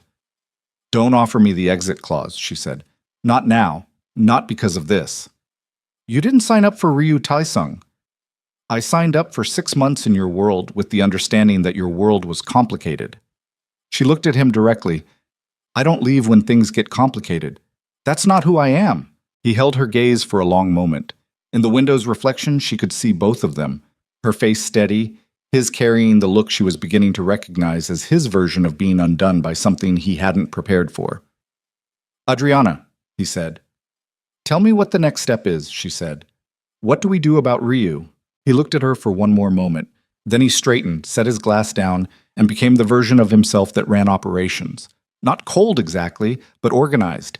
The emotional content filtered into action. We use the Gala connections, he said. Madame Cho's interest in Lagos investment groups. There's a partnership framework that, if announced publicly, creates a layer of international attention on our situation that makes any move against us, against you specifically, very visible and very costly for Ryu. A shield made of publicity. The best kind, quiet enough not to look defensive, loud enough to make aggression expensive. She nodded slowly. You'd need to move fast, before Ryu recalibrates. Within the week. What do you need from me? He looked at her. The look again. That particular quality of attention she kept putting in the practical section of her chest and finding it less easy to keep there every time. A dinner, he said. Madame Cho, 2 of her business contacts, and us, presenting as a unit, public enough to register, controlled enough to manage. I can do that. It won't be comfortable. Jihyun. She said his name and watched him absorb it. I had my first job at 16 working double shifts to pay my secondary school fees. I've been uncomfortable my entire life. I know how to eat dinner at a table while people make calculations about me. She set her glass down beside his. Schedule it. The dinner was Friday. It was everything he'd warned her it would be, and nothing she hadn't handled before, scaled up. Madame Cho brought 2 contacts, both male, both the particular strain of Korean businessman who had built their confidence on a foundation of everyone around them being slightly less certain. The restaurant was quiet and expensive, and the food was the kind that required explaining, which gave the evening a built-in rhythm that she used to establish herself as someone who ate the world with confidence rather than someone being introduced to it. She talked business. She talked Lagos. She talked about the specific investment landscape in the western Nigerian corridor with the precision of someone who had grown up listening to her father discuss it over dinner for 20 years.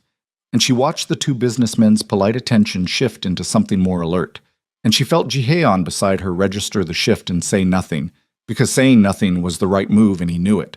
Madame Cho watched her with the calculating attention of a woman revising an assessment in real time. By the end of the main course, the conversation had moved from social to substantive, and by the time tea arrived, Madame Cho had said the specific thing, a public statement of intention regarding the Lagos connection, that Jihaeon had been steering toward. In the car afterward, he sat beside her in a silence that had a different texture than any before. You knew the investment landscape, he said. My father was a cardiologist with strong opinions about where Nigeria's future capital flows were going. I grew up at his dinner table. She looked at the city passing. I've spent 2 years in Seoul waiting tables because it paid better than anything I could get in Lagos at 24. That doesn't mean I'm only what this city has seen me do. He was quiet. I know, he said. You say that a lot. Because you keep being right. She looked at him. He was looking at the window, the city's light moving across his face, and the mask was very slightly down. Not gone, but shifted. The particular quality of someone at the end of a week that had cost them something they hadn't budgeted for. She thought about the 11 days she'd known him. She thought about a man sitting on a corridor bench at midnight with his elbows on his knees, saying my grandmother with the specific care of someone handling something that could shatter. She thought about the 40-second response to her 6 a.m. message and what that meant about where he'd had his phone and what he'd been doing with it. She put all of it in the practical section of her chest and closed the door on it and kept her eyes on the city. They were 5 minutes from her building when his phone rang. He looked at the screen. The change in his face was immediate and total. A draining of everything managed and controlled, replaced by something rawer and older than anything she'd seen from him. He answered before the second ring. She didn't speak Korean well enough to follow the words quickly, but she didn't need the words. She watched his face, and she understood the shape of what was happening before he hung up, and when he lowered the phone to his lap and sat very still in the back of the moving car, she felt it move through the space between them like a physical thing. "Your grandmother," she said. She fell. His voice was different, stripped of everything it usually carried, just the words. "She's at the hospital. They're saying—" He stopped. "They're not sure she's stable." The car was still moving. She didn't think about it.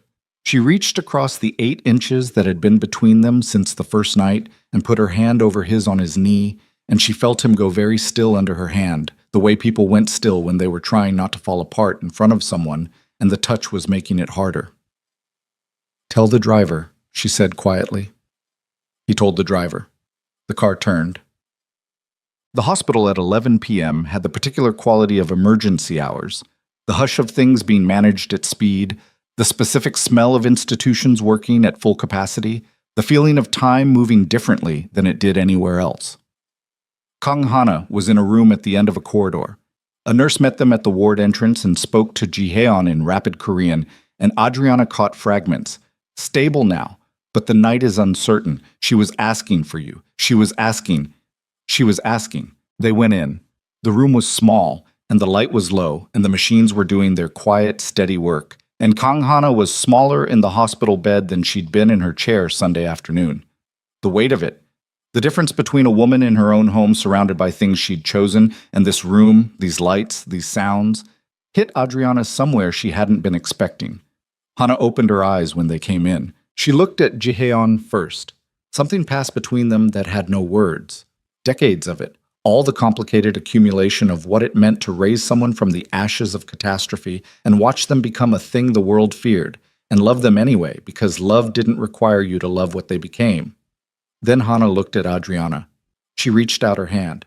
Adriana crossed the room and took it without hesitation, and Hana's grip was lighter than Sunday, lighter than anything, and her eyes were very clear.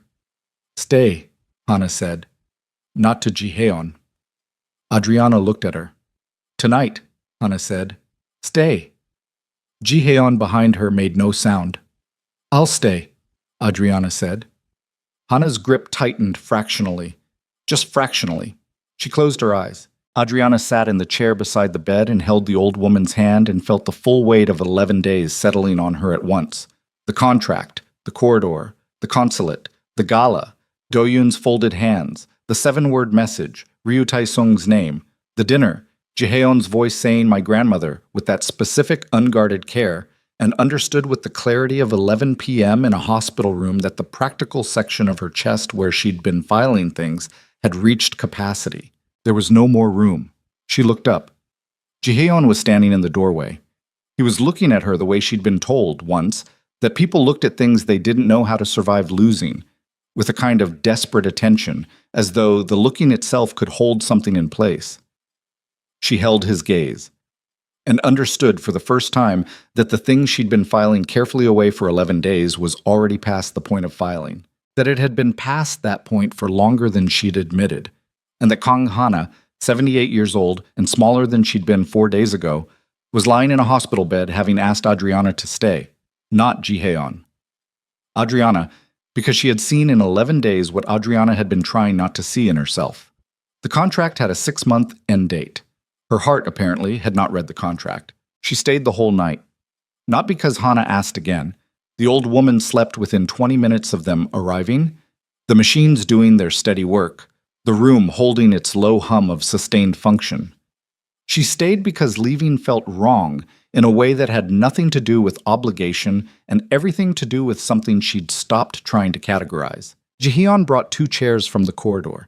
He set them beside the bed without asking if she wanted to stay, without saying anything at all, and sat in the one on his side and leaned forward with his elbows on his knees and watched his grandmother breathe.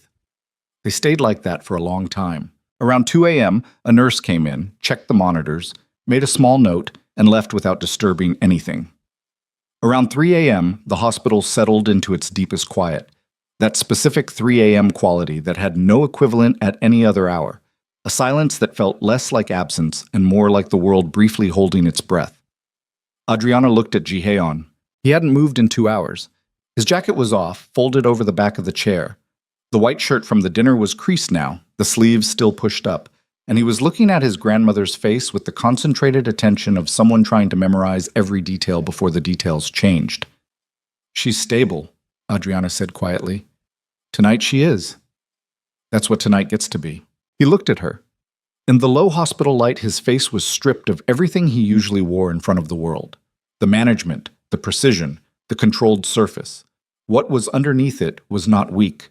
It was just human and tired and frightened in the specific way of someone who understood exactly how loss worked because they'd survived it before and knew the weight of what was coming. "I don't know how to do this again," he said, very quietly, the words barely carrying across the space between the chairs.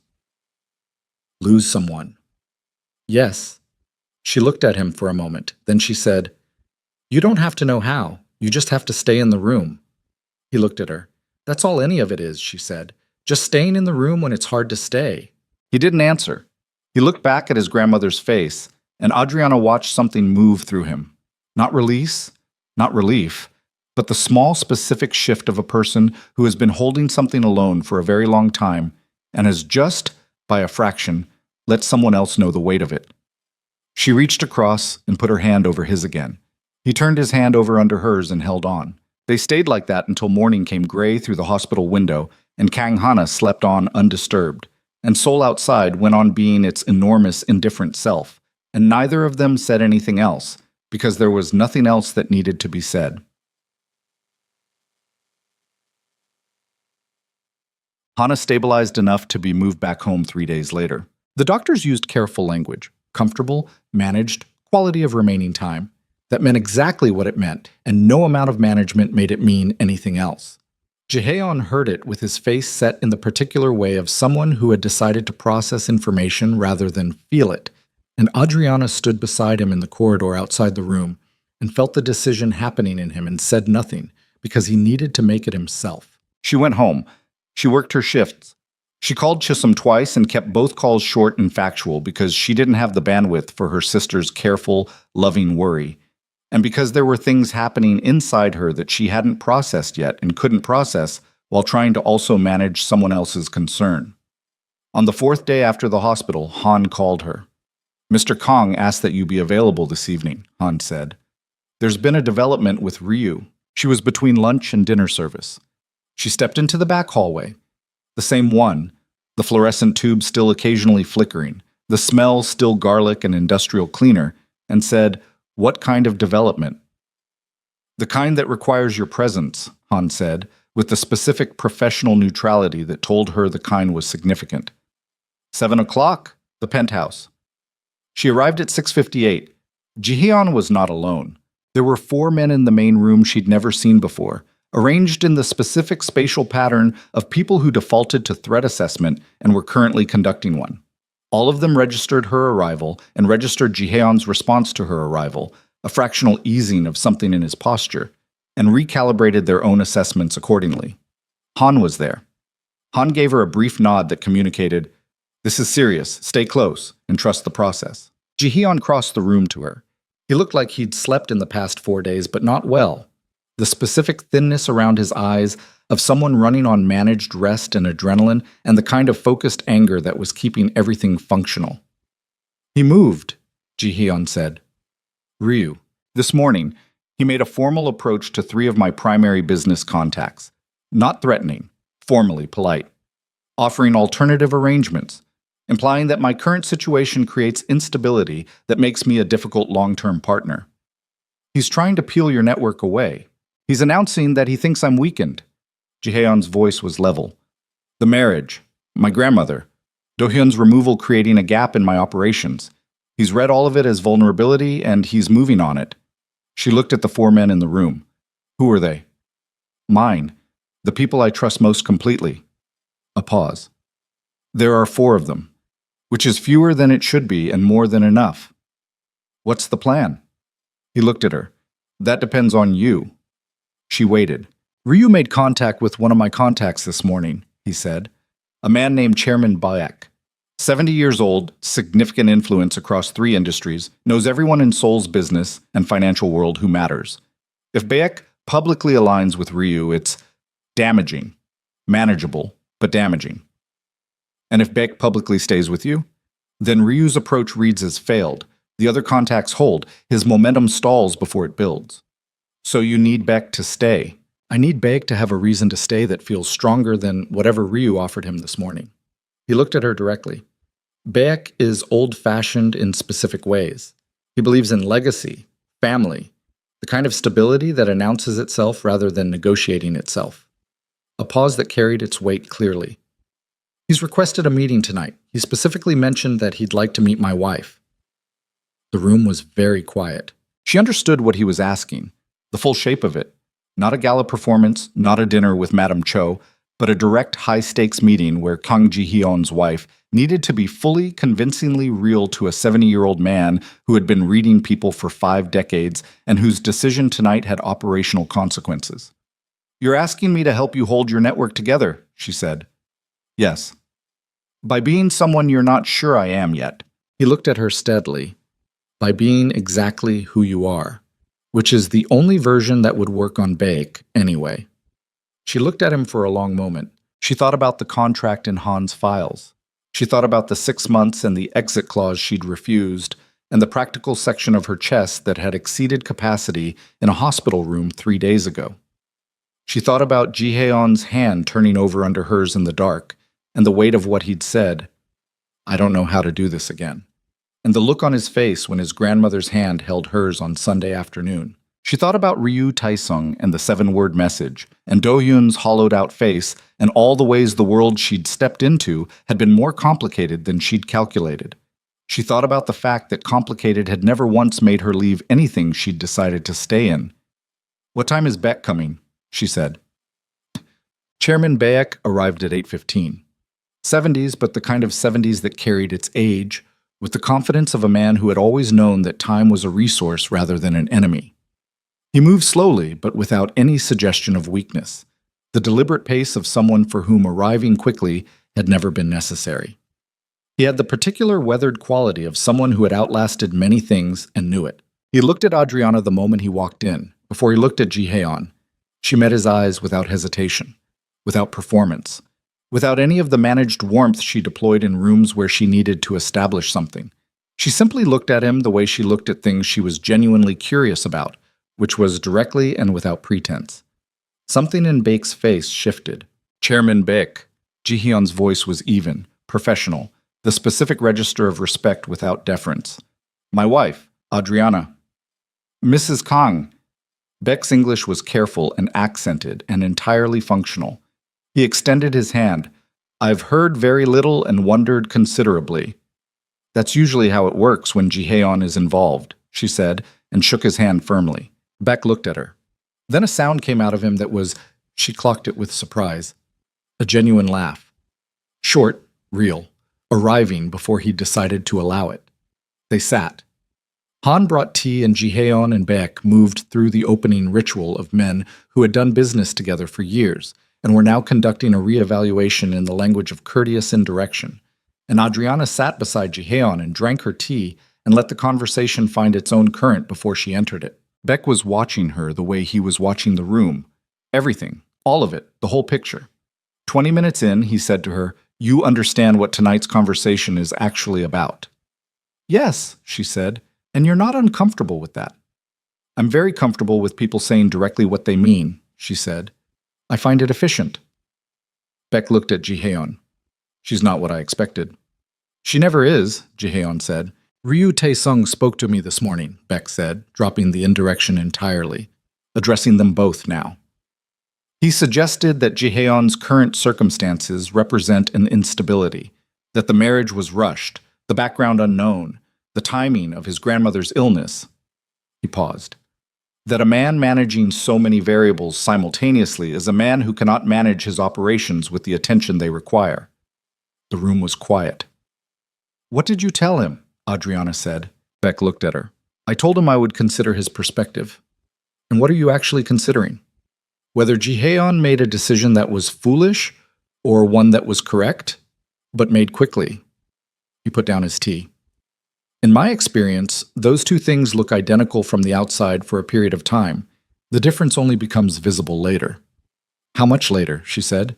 That depends on what I see tonight. She looked at this 70-year-old man who had outlasted things and held his gaze and said the most honest thing she'd said in any professional context in Seoul. I'm not going to tell you our marriage is what you'd have expected or what Ryu expects you to dismiss, she said. I'm going to tell you that I'm sitting in this room because I chose to be here, knowing what it cost, knowing what it meant, knowing the full shape of it, not because I was managed or handled or positioned. She paused. And I'm going to tell you that the man beside me hasn't once, not once in the weeks I've known him, made a decision that treated me as less than someone who deserved the full truth. That's rarer than anything else you'll find in this city. Beck was very still. Ryu is betting on instability, she continued. The instability he's describing doesn't exist. What exists is a man dealing with his grandmother dying and a competitor trying to read grief as weakness. She held Beck's eyes. You've outlasted a lot of things. You know the difference between a man who's failing and a man who's being tested. Silence. Beck looked at Jihaeon. Jihaeon was looking at Adriana. The look on his face was, she registered it and felt it land somewhere that was no longer the practical section of anything. It was the look of a man who had stopped managing what was on his face entirely, and what was there in the unmanaged version was so clear and so exposed that she had to look away from it to keep her own composure intact. Beck said quietly, I'll make 2 calls tomorrow morning. The contacts Ryu approached. I'll be explicit. I appreciate that, Jihaeon said. His voice was not entirely even. Don't thank me, Beck said. He was looking at Adriana. Thank her. He stood. The meeting was over with the efficiency of a man whose time was genuinely limited. Mrs. Kang, it was a considerable pleasure. Chairman Beck, she said. He left. The door closed. The 4 men who had been positioned in the room's periphery became slightly less rigid. Han exhaled almost inaudibly. Jihaeon sat very still. She picked up her tea and found it had gone cold and put it back down. Adriana, Jihaeon said, don't. She said it before he could continue, because she could hear what was coming, and she wasn't ready for it. Not here, not with Han and 4 other people in the room, and all of her own composure held together by the specific tension of a night that wasn't over yet. Not right now. He was quiet. She stood. I'm going to get some water. She walked to the kitchen and ran the tap cold and stood with both hands on the counter and breathed through the shaking she'd been containing for the last 40 minutes. It came out of her hands first, a slight tremor, the specific physical aftermath of sustained high-intensity performance, and she ran cold water over her wrists until it stopped. She heard the room behind her clearing. Han's voice, quiet and efficient. Movement. Doors. The room being managed back into its operational normalcy. Then footsteps. Jihaeon came into the kitchen and stood on the other side of the counter. She didn't turn around. You didn't have to say those things, he said. They were true. They were more than what the situation required. I know. She turned the tap off. I know they were. The kitchen was quiet. The city was visible through the window above the sink.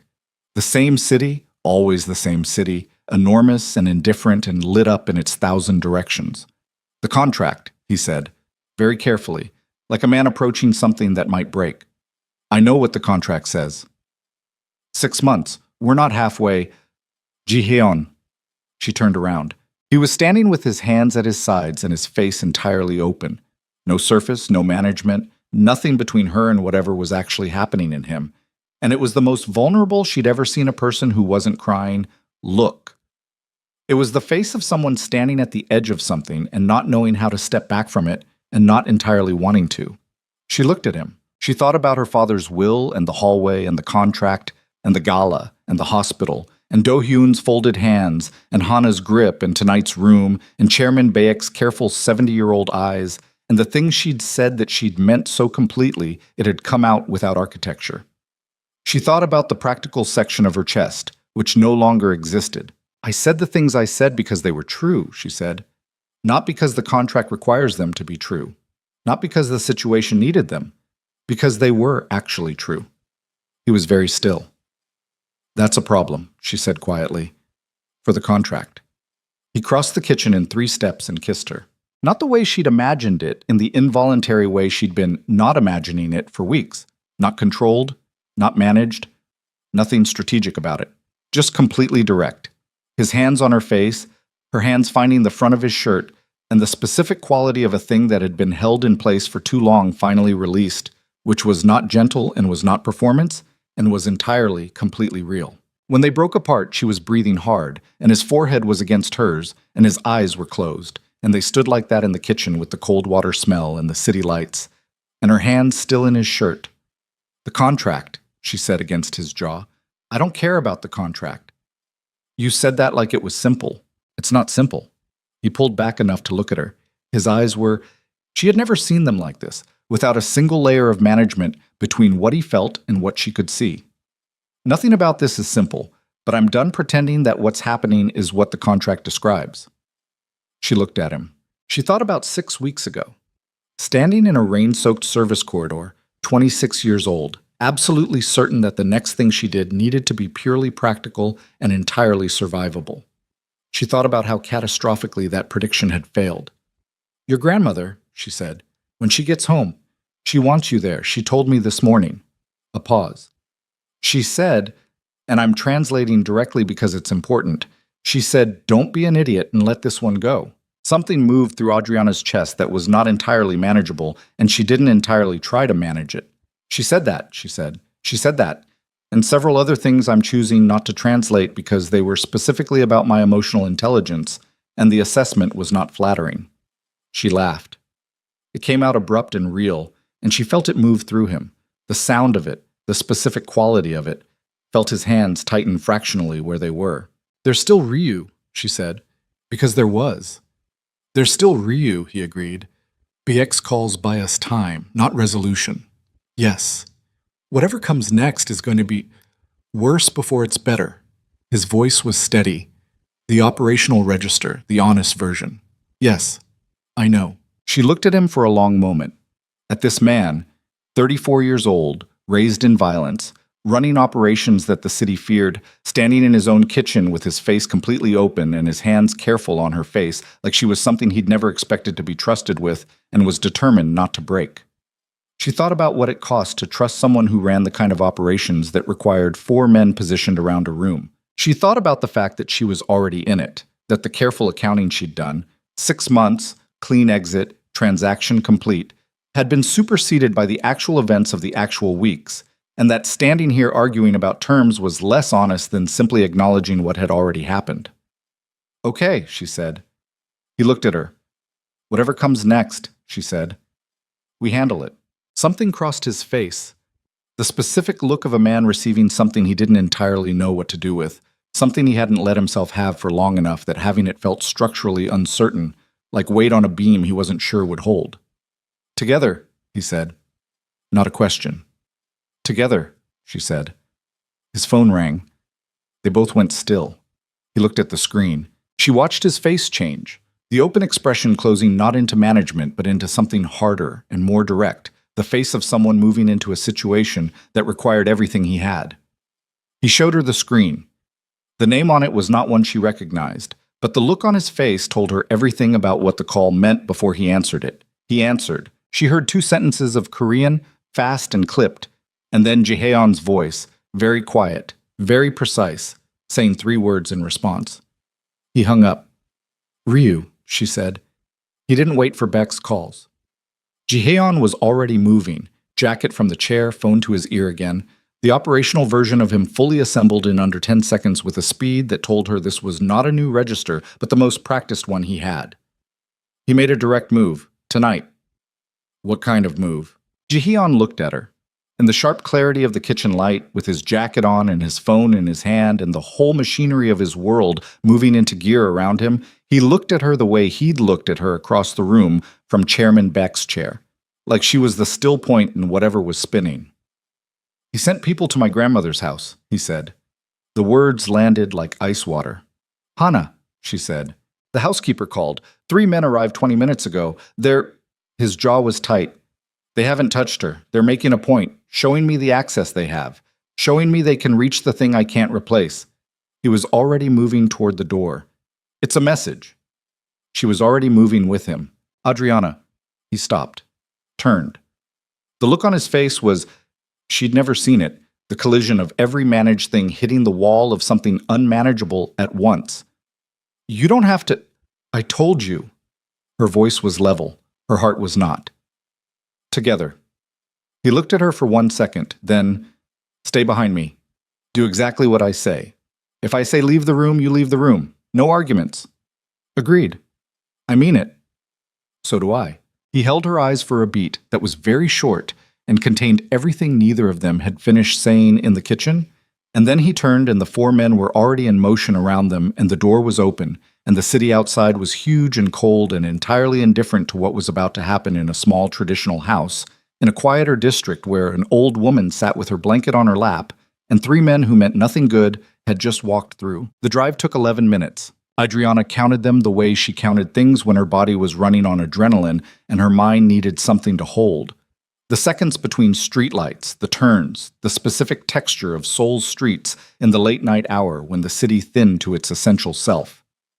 Ji-haeon sat beside her in the back of the car and said nothing, and she could feel him assembling himself into whatever he needed to be for the next hour, the way a surgeon might in the corridor before a room they couldn't walk out of. The 4 men were in 2 cars bracketing theirs. Han had stayed at the penthouse to manage communications. The last thing he'd said as the door closed was a sequence of Korean words, clipped and precise, that Ji-haeon had acknowledged with a single nod, and she hadn't asked for a translation because the shape of it was clear enough. Tell me what to expect, she said. Ji-haeon looked at the passing city. 3 men. Ryu sent them to establish presence, not to harm her. He needs her unharmed. If she's touched, he loses every relationship he spent 20 years building. No one in this city will work with a man who moves against old women in their homes. A pause.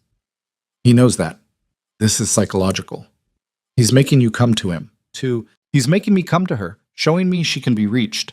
His jaw was tight. And watching how I respond tells him everything about what I'm willing to do. What are you willing to do? He looked at her. In the moving dark of the car, his face was very clear. Not the operational mask, not the managed surface, but the stripped-down version she'd seen in the hospital and the kitchen. Whatever it takes to end this permanently meaning, Ryu will never have reason to reach for anything of mine again after tonight. He held her eyes. I need you to understand what that means without me having to say it specifically. She understood. She sat with it for exactly as long as it required, and then she said, Okay. You're not going to argue with me. I told you what I believe about being cornered, she said. People do what the situation requires. I don't have to like every shape that takes. He looked at her for a moment longer. Then he looked back at the window and said, very quietly, I'm sorry you're in this. I'm not, she said. He turned sharply. I'm not sorry I'm in it, she said. I made the choices that put me here. All of them. She held his gaze. I'm not a passenger in my own life. Don't apologize to me for that. The car slowed. Through the window, she could see the quiet street, the traditional district, the older buildings, the stone walls that lined the approach to Hana's house. 2 unfamiliar cars were parked badly at the near end. The specific carelessness of people who had come somewhere with the assumption that their presence itself was the message, and parking protocols were for people who didn't know that yet. Ji-haeon's hand found hers in the dark. Brief. Tight. Then he released it and the car stopped and he was moving before she'd entirely processed the touch. The courtyard gate was open. Wrong. It should have been latched from inside. The specific wooden latch that Adriana had watched the housekeeper secure on Sunday when they left. It stood 3 inches open, which was not careless but deliberate, the same way the badly parked cars were deliberate. A series of small demonstrations. We were here. We opened what was closed. We can do it again. Ji-haeon went through the gate first. The 2 men directly behind him moved with the practiced economy of people for whom this kind of entry was technical rather than frightening. She came after, with the 3rd man beside her. A silent arrangement that Ji-haeon had made with a look and a gesture that she'd clocked as stay close to him. He's yours to manage. The courtyard had its plants and its water feature still running, the sound of it strange and ordinary against the specific tension of the night. The light was on inside the main room, visible through the paper screen's shapes moving behind it. Jihaeon stopped at the entrance. He didn't knock. He opened the door and walked in. 3 men. She registered them in the order they turned. The one nearest the door first, mid-30s. The particular build of someone hired for presence rather than subtlety. The second near the far wall, younger, with the specific alertness of someone who had been told to watch and was watching everything. The third sitting in the chair across from Hana. Hana was in her chair, blanket on her lap, hands folded over it, looking at the third man with an expression of such complete withering composure that Adriana, even in the tight-wired tension of the moment, felt something that was almost pride. The housekeeper, Mrs. O, was standing near the kitchen doorway, hands clasped in front of her, with the face of a woman who had decided that whatever happened, she was not going to give these men the satisfaction of her fear, and had been maintaining this position for 40 minutes. The third man stood up when Jihaeon entered. He was the one who mattered. The one in the chair, closest to Hana. The arrangement a statement in itself. 40s. Well-dressed in the specific way of someone who wanted to establish they were a professional rather than muscle. The face of someone accustomed to being the representative of consequences. "Mr. Kang," the man said, in Korean, then in English, glancing at Adriana. "Both of you. Good." Jihaeon said nothing. He walked to Hana, checked her face, a rapid total assessment, 3 seconds, and then straightened and looked at the man with an expression that had no temperature at all. Adriana crossed to Mrs. O, touched her arm once, briefly. The housekeeper exhaled in a controlled shudder and held herself together. "You've made your point," Jihaeon said. His voice was very even, the specific evenness of something with enormous pressure behind it. "Mr. Ryu felt it was important that you understand the nature of the arrangement he's proposing," the man said. "A renegotiation of the Western Corridor terms. Given the current circumstances, he believes a more equitable division. You're in my grandmother's house at 11 p.m.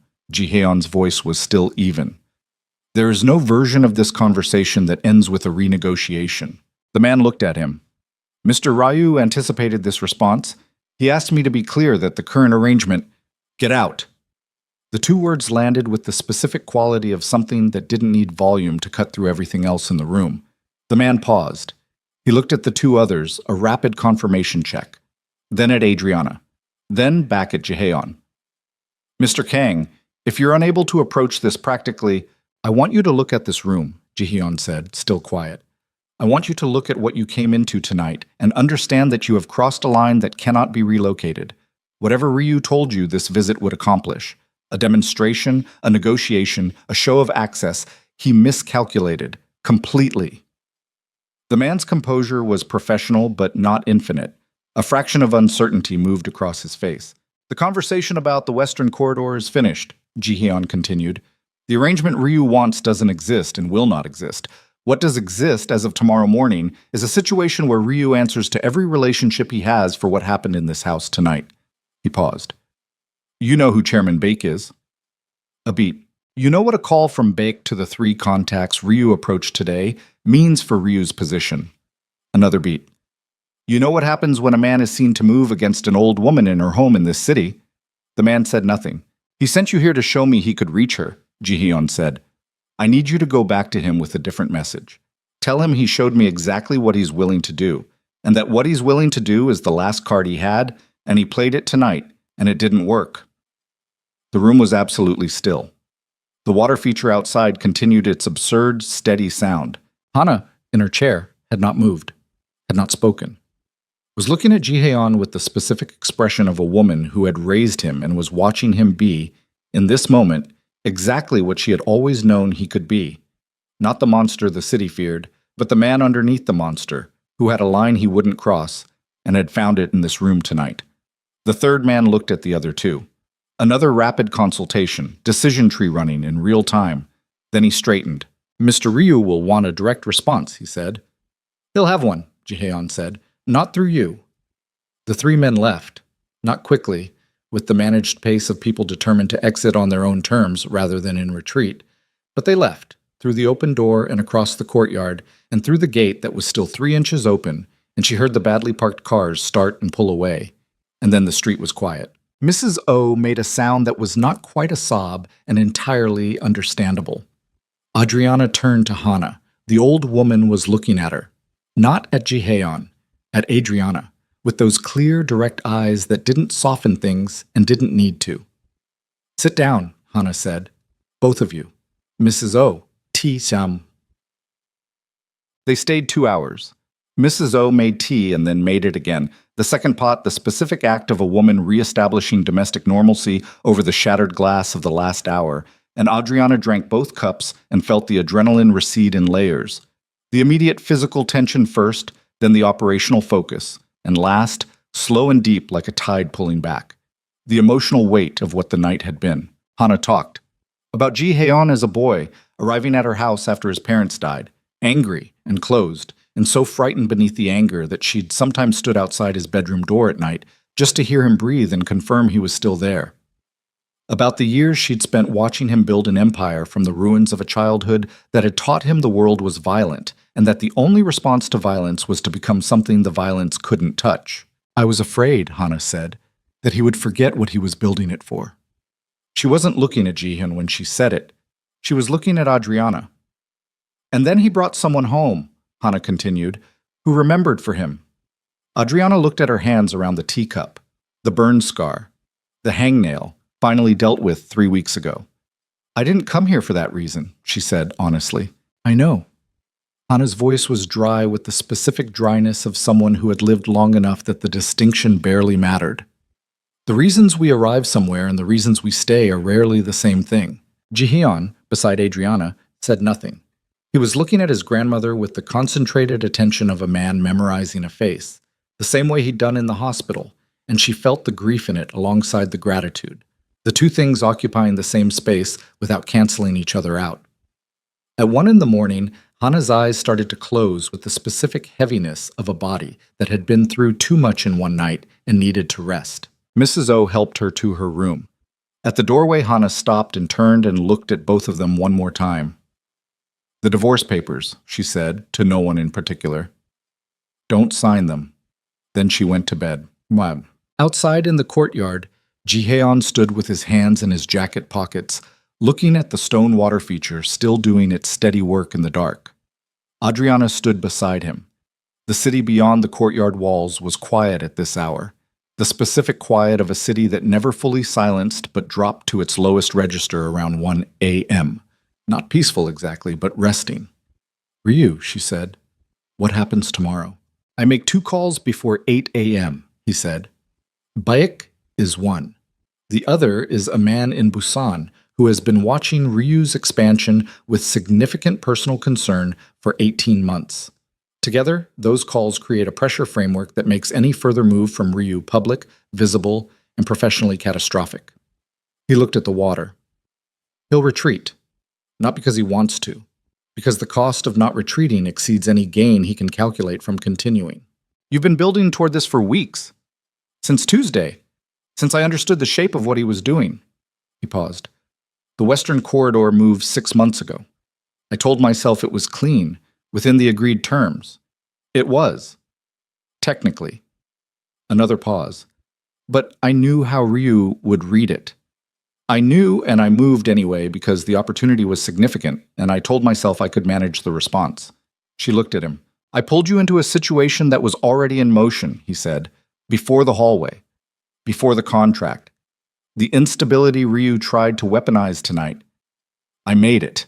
My grandmother, Do-hyun, the exposure, all of it flows from a decision I made 6 months ago that I justified too quickly and examined too slowly.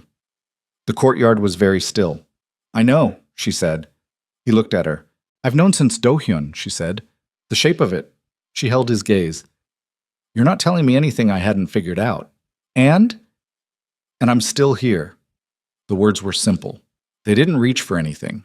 They were just true, stated in the quiet courtyard at 1 a.m. after a night that had cost them both something they hadn't budgeted for, and they landed with the weight of things said without strategy. He looked at her for a long moment. Adriana, he said. The way he'd said her name in the corridor that first night, with weight. Different weight now. The weight had a name it didn't have then. She could hear it in the way he said the word. I know, she said, again, softer. I need to say it. I know that too. He exhaled, just slightly, The specific exhale of a man setting down something he'd been carrying for longer than he'd admitted. I love you, he said. That's not the contract. That's not the situation. That's been building since before the hallway, and I've been refusing to name it because naming it made it real, and making it real meant I had something to lose, and I have spent 20 years making sure I didn't have things I couldn't afford to lose. She looked at him. I'm done refusing to name it, he said, whatever that costs. The water feature ran its steady sound in the dark. She thought about a flickering corridor and a legal document and an old woman's hand and 7 weeks of the most complicated, costly, bone-deep real experience she'd had since she left Lagos, with a plan and a determination and shoes that didn't fit. She thought about Chisum's voice on the phone.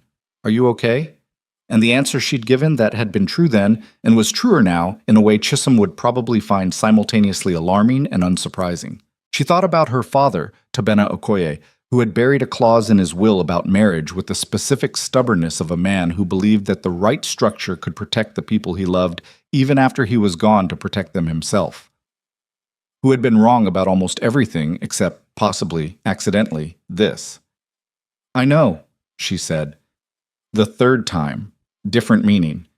She stepped toward him. I've known for a while. He pulled her in and held on, and she felt the full weight of him. Not the managed version, not the operational version, but the actual person, tired and relieved and frightened and present, and she held back with everything she had and let the courtyard be quiet around them. The calls were made before 8 a.m. She was there for both of them, not in the room, but in the penthouse, or drinking coffee at the kitchen window while Jihaeon's voice came from the study in the controlled cadences of a man managing consequences. She heard the tone rather than the words and understood the shape of them. Deliberate, precise, the kind of conversation that moved things into place without requiring drama because the information itself was the drama. When he came back to the kitchen, his face was settled. The tightness that had been there since Tuesday of the first week, the managed residue of a situation in motion, was gone. Not replaced by ease exactly, but by the specific stillness of a man whose pieces were where he put them. Beck, she said, supportive, explicitly. He poured coffee. The Busan contact, his name is Chairman O, no relation to Mrs. O, was already aware of Ryu's western corridor positioning. He's been looking for an alignment point for months. Last night's move gave him everything he needed. Ryu's isolated. He'll make noise, Jihaeon said. Men like Ryu always make noise when they're cornered, but the noise will be expensive for him and free for us. He sat across from her. It's over. She looked at him. Are you sure? In this business, you're never completely sure, he said, but I'm sure enough that I can tell you without managing the answer. She nodded. He looked at her over his coffee. I want to talk about the contract. I know. Han has the paperwork. The divorce filing has an activation date in 6 weeks. He set his cup down. I want to withdraw it. She looked at him steadily. You're asking me to stay married. I'm asking you to choose it. Actually choose it. Not the contract version, the real version. Whatever that looks like. Whatever pace you need. Whatever you need it to be. He held her eyes. I'm not asking you to become something the city expects Kang Ji-hyun's wife to be.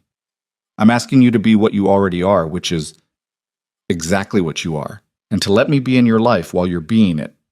She absorbed this. She thought about the Nigerian-Korean fusion restaurant she'd been designing in her head for 2 years, the menu she'd built mentally during bad shifts, the specific neighborhood near Itaewon where the rent was possible and the foot traffic was right, the name she'd decided on at 3 a.m. once and forgotten and rediscovered 6 weeks later in the Notes app on her phone. She thought about her sisters, Chisum's voice, the house in Lagos that was now safe, the land in Enugu that Emeka couldn't touch, the twins growing, their school fees paid, their futures intact. She thought about Hana saying, don't sign them from a doorway at 1 a.m. with the absolute authority of a woman who knew exactly what she was saying. She thought about the practical section of her chest, which was gone entirely now, replaced by something that didn't have a clean name, but was considerably heavier and warmer and more real. I want to open a restaurant, she said. He looked at her. A real one. Mine. Not a position in yours or a favor from your network. My own capital, my own concept, my own name on the lease. She held his gaze. I'll need time and I'll need to keep working at Gumong until the capital is right, And I will not be doing this on your timeline or with your money. I wouldn't expect otherwise. And I want to go home first, she said. Lagos, before anything else gets decided, I need to go home and see my sisters and walk through my father's house and understand what it means that it's still there. Of course. And I need you to understand that I am not becoming a different person because of this. I'm not going to stop having opinions or saying them or pushing back on your decisions when your decisions are wrong. That is not a temporary state. That is me. I know, he said. The third time. The same weight she'd put in it the night before returned. She looked at him. She thought about a night 7 weeks ago, standing in the rain and the dark, and the absolute desperate simplicity of having nothing left but bad options. She thought about how it felt to be cornered so completely that the only move was the one you'd never have considered in the open. She thought about what came through the impossible door. Okay, she said. Tell Han to withdraw the filing. Ji-hyeon sat very still for a moment, the specific stillness of someone absorbing something they've been afraid of not having. And then he nodded once, and she saw the thing that moved through his face, and she let herself see it without filing it anywhere. She flew to Lagos 2 weeks later. Chisholm met her at the airport in a state of restrained emotional chaos that expressed itself as 2 minutes of very tight hugging and then a barrage of questions delivered so rapidly in the car that Adriana answered 3 of them simultaneously, and they both started laughing before she'd finished the second sentence. The house was the same. That was the thing that hit her when they pulled up. Not the size of it, not the specific details, but the sameness. Her father's house in Lagos was exactly itself. The gate with the rust on the lower hinge. The bougainvillea that had been threatening to swallow the front wall since she was 12 and still hadn't managed it. The sound of the city behind it, different from Seoul's sound. Warmer, denser. The specific frequency of a place that had been home before she knew home was a thing you could lose. She stood at the gate and breathed it in for a long moment. Ngozi came out of the front door before she reached it, and the twins were behind her. And the next 20 minutes were the specific, beautiful chaos of a family that loved each other imperfectly and continuously. And Adriana sat in the middle of it and felt something unknot in her chest that she hadn't fully known was knotted. That night, after the twins were asleep, and Ngozi and Chisom were in the kitchen doing the specific late-night talking that sisters did when they had things to say that required the cover of domesticity, Adriana went to her father's study. It was as he'd left it. She and her sisters had agreed after the funeral to leave it for a while. 2 years later, still left. The desk, the journals, the reading glasses on their folded arms beside the lamp. The slight smell of the specific tea he'd drunk every evening. A blend from a shop that had been 2 streets over and was probably still there. She sat in his chair. She thought about a man who had loved his daughters enough to try to protect them from the grave, using the tools of his generation, the structures his own father had built. Conditional, imperfect, wrong in the way that loving people were often wrong when they tried to manage the futures of people who hadn't been born yet.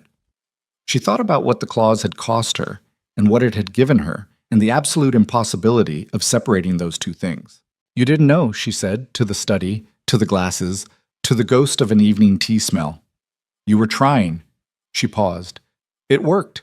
Badly and accidentally and in ways you couldn't have planned, but it worked. The house settled around her in the way old houses did, creaking, breathing, full of its accumulated life. She sat for a while longer. Then she went back to the kitchen where her sisters were talking. She called Ji-hyeon from the rooftop that night, Lagos after midnight, the city's sounds below, motorbikes, generators, distant music, the specific nocturnal texture of a city that didn't entirely sleep. The sky was different here, wider and darker, the stars more present than Seoul's light-crowded sky allowed. He answered on the second ring, which she'd started to understand was simply how he was. The phone always close, the attention always available when it was her. How is it? He said. Exactly the same, she said. Everything exactly the same. Is that good? Yes. She looked at the sky. Yes, it's good. He was quiet for a moment. She could hear Seoul in the background of his call. The distant city noise, the specific frequency of the Han River district that she'd internalized without noticing. Hana had a good day, he said. She sat in the courtyard for an hour this morning. She asked Mrs. O to plant something new. Apparently the plant selection was insufficient. She laughed. What did she want? Jasmine, 3 different varieties. Mrs. O is researching. Tell her I'll help choose when I'm back. She'll tell you you have no idea what you're talking about, and then take your suggestion. I know, she said. That's why I offered. He made a sound that was from Kang Ji-hyun, the functional equivalent of laughing. She'd learned to read the register of it. The restaurant, she said. I found a possible space near Itaewon. I've been looking at the numbers. Tell me. She told him. The square footage, the rent structure, the renovation estimate she'd worked out on paper on the flight over. The menu she'd been building in her head for 2 years that was, it turned out, ready to be written down. She talked for 20 minutes, and he listened the way he listened. Completely, without interruption, the focused attention that had once felt like assessment and now felt like what it actually was, which was someone who wanted to understand what she was building. When she finished, he was quiet for a moment. The location is right, he said. I know. The timeline is aggressive. I know that too. You'll make it work anyway. Obviously, she said. He was quiet again. Then, come home soon. She looked at the Lagos sky, the stars, the city below. She thought about the word home and all the places it had lived in her life. This city, this house, Seoul's enormous indifference, a service corridor with a flickering light, a hospital room at 3 a.m., a courtyard with a water feature, and Jasmine coming. Soon, she said. Quote, she was back in Seoul in 10 days. The restaurant happened over the following 5 months with the specific energy of a thing that had been waiting long enough that once it started, it moved fast. She kept her gumong shifts through the first 3, negotiated the lease on the Itaewon space herself, stood in the empty room with its high ceilings and its south-facing windows and its smell of old plaster and possibility, and understood that she had been building toward this since before she knew she was building toward it. The concept was exactly what she'd designed in her head. Nigerian-Korean fusion, the specific meeting point of the 2 places that had made her who she was. Nothing that apologized for either tradition or tried to merge them into something palatable for an audience that couldn't decide. Her food, her terms, her kitchen running on the specific logic of a woman who had spent 14 months learning the standards of one of Seoul's best restaurants, and 26 years learning that the best cooking came from knowing exactly who you were while you were doing it. She named it koe, the Yoruba word for learn or to teach, depending on the construction. Chisholm flew in for the opening. Ji-hyun sat in the corner booth, her corner booth, the one she'd designated for him from the beginning, the joke and the truth of it sitting in the same space, and ate everything she sent out and said nothing while he ate, which was the version of a review she trusted most. Afterward, when the last guests had left and the kitchen was being closed down and Chisholm was in animated conversation with the sous chef about the egusi preparation, Ji-hyun sat at the corner booth with a glass of water and looked at Adriana moving through the closing tasks of her restaurant, and she caught him looking and held it. Well, she said. It's exactly what you said it would be, he said. You doubted it. I didn't doubt it for a second, he said. I just wanted to see it be real. He paused. It's real. She looked at her restaurant, her kitchen, the specific light she'd chosen for the corner booth and the way it fell across the table, the smell of the place, spices and citrus, and the particular warmth of a room that had just spent its first evening being what it was built to be. It's real, she agreed. Kang Hana died in March. On a Tuesday morning, in her own bed, in her own house, with Ji-hyun on one side and Adriana on the other, and Mrs. O in the doorway, and the sound of the courtyard's water feature coming faintly through the paper screens. She had been declining since January, the specific decline of someone ready rather than failing, the deliberate self-possessed quality of a woman who had always made her own decisions and was making this one the same way. She had spent February asking people to bring her things from around the house, a photograph, a teacup, a small piece of cloth from something Adriana didn't know the history of, and holding them and setting them down and seeming satisfied in a way that was not sad, but completed. The last week she talked more than she had in months, to Mrs. O about the jasmine, which had taken and was doing well, to Ji-hyun about things Adriana couldn't follow in Korean, but whose tone she understood as the specific tone of accounts being settled, not debts, but the record of a shared history being acknowledged out loud before the opportunity closed. To Adriana, on the last full day, in English, with the careful deliberateness of someone choosing to say something in a language that required effort, because the effort was part of the meaning. You changed the direction of something, Hannah said, not because you tried to, because you didn't. Adriana sat with that. I didn't try to change anything, she said honestly. That's what I mean. Hannah's eyes were clear and direct as they had always been. People who try to change things push.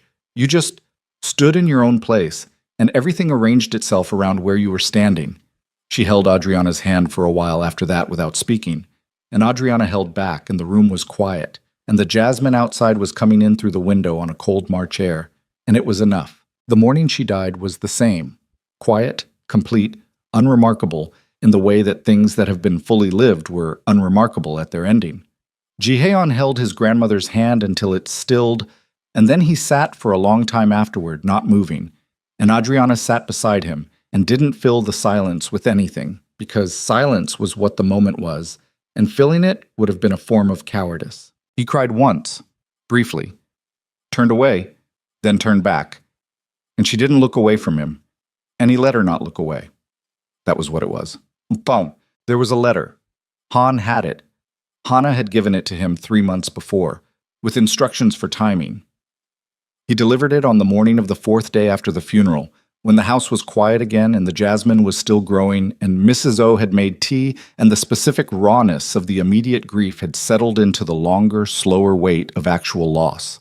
The envelope had Adriana's name on it. She opened it at the kitchen table in the penthouse. Jihaeon beside her, early light coming through the windows. Hannah's handwriting was careful and slightly uneven. The handwriting of someone writing in a language that was not their first, making the effort because it mattered. There were 3 sentences. He needed someone who would stay in the room. You stayed. Thank you for that. She read it twice. Then she set it on the table and looked at the city through the window. The enormous, indifferent city that had never cared about any of this and had been the container for all of it anyway. The streets and the lights and the river and the specific gray-blue soul sky that she had learned over 2 years to find beautiful in its own particular way. Jihaeon's hand found hers on the table. She turned her hand over and held on. The city went on. The jasmine grew. The restaurant opened and filled and became what she'd built it to be.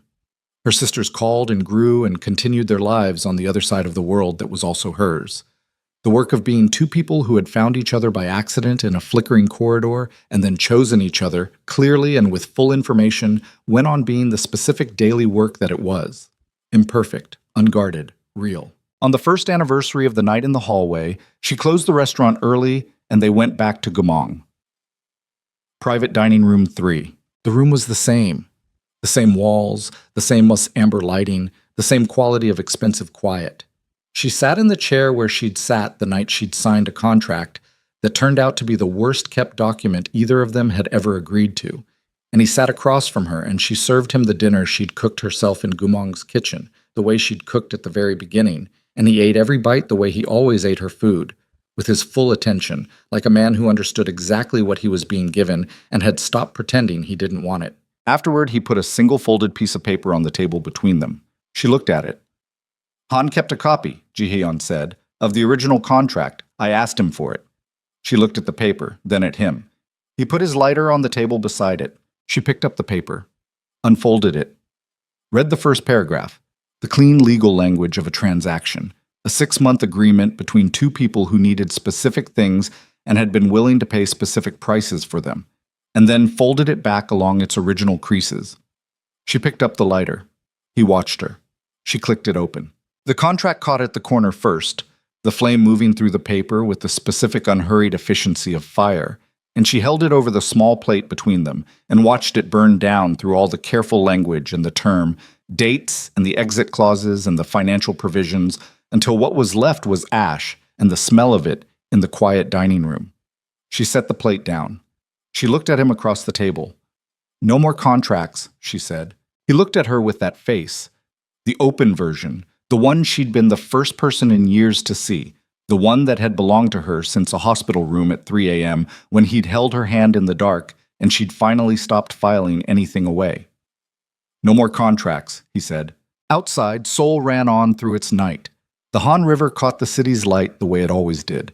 The streets moved with the specific energy of a city that had no opinion about any individual life but held them all the same, enormous and indifferent and endlessly, indifferently alive. Inside private dining room 3, the ash cooled on the plate, and Kang Ji-heon reached across the table, and Adriana Okoye took his hand. And that was enough. That was everything.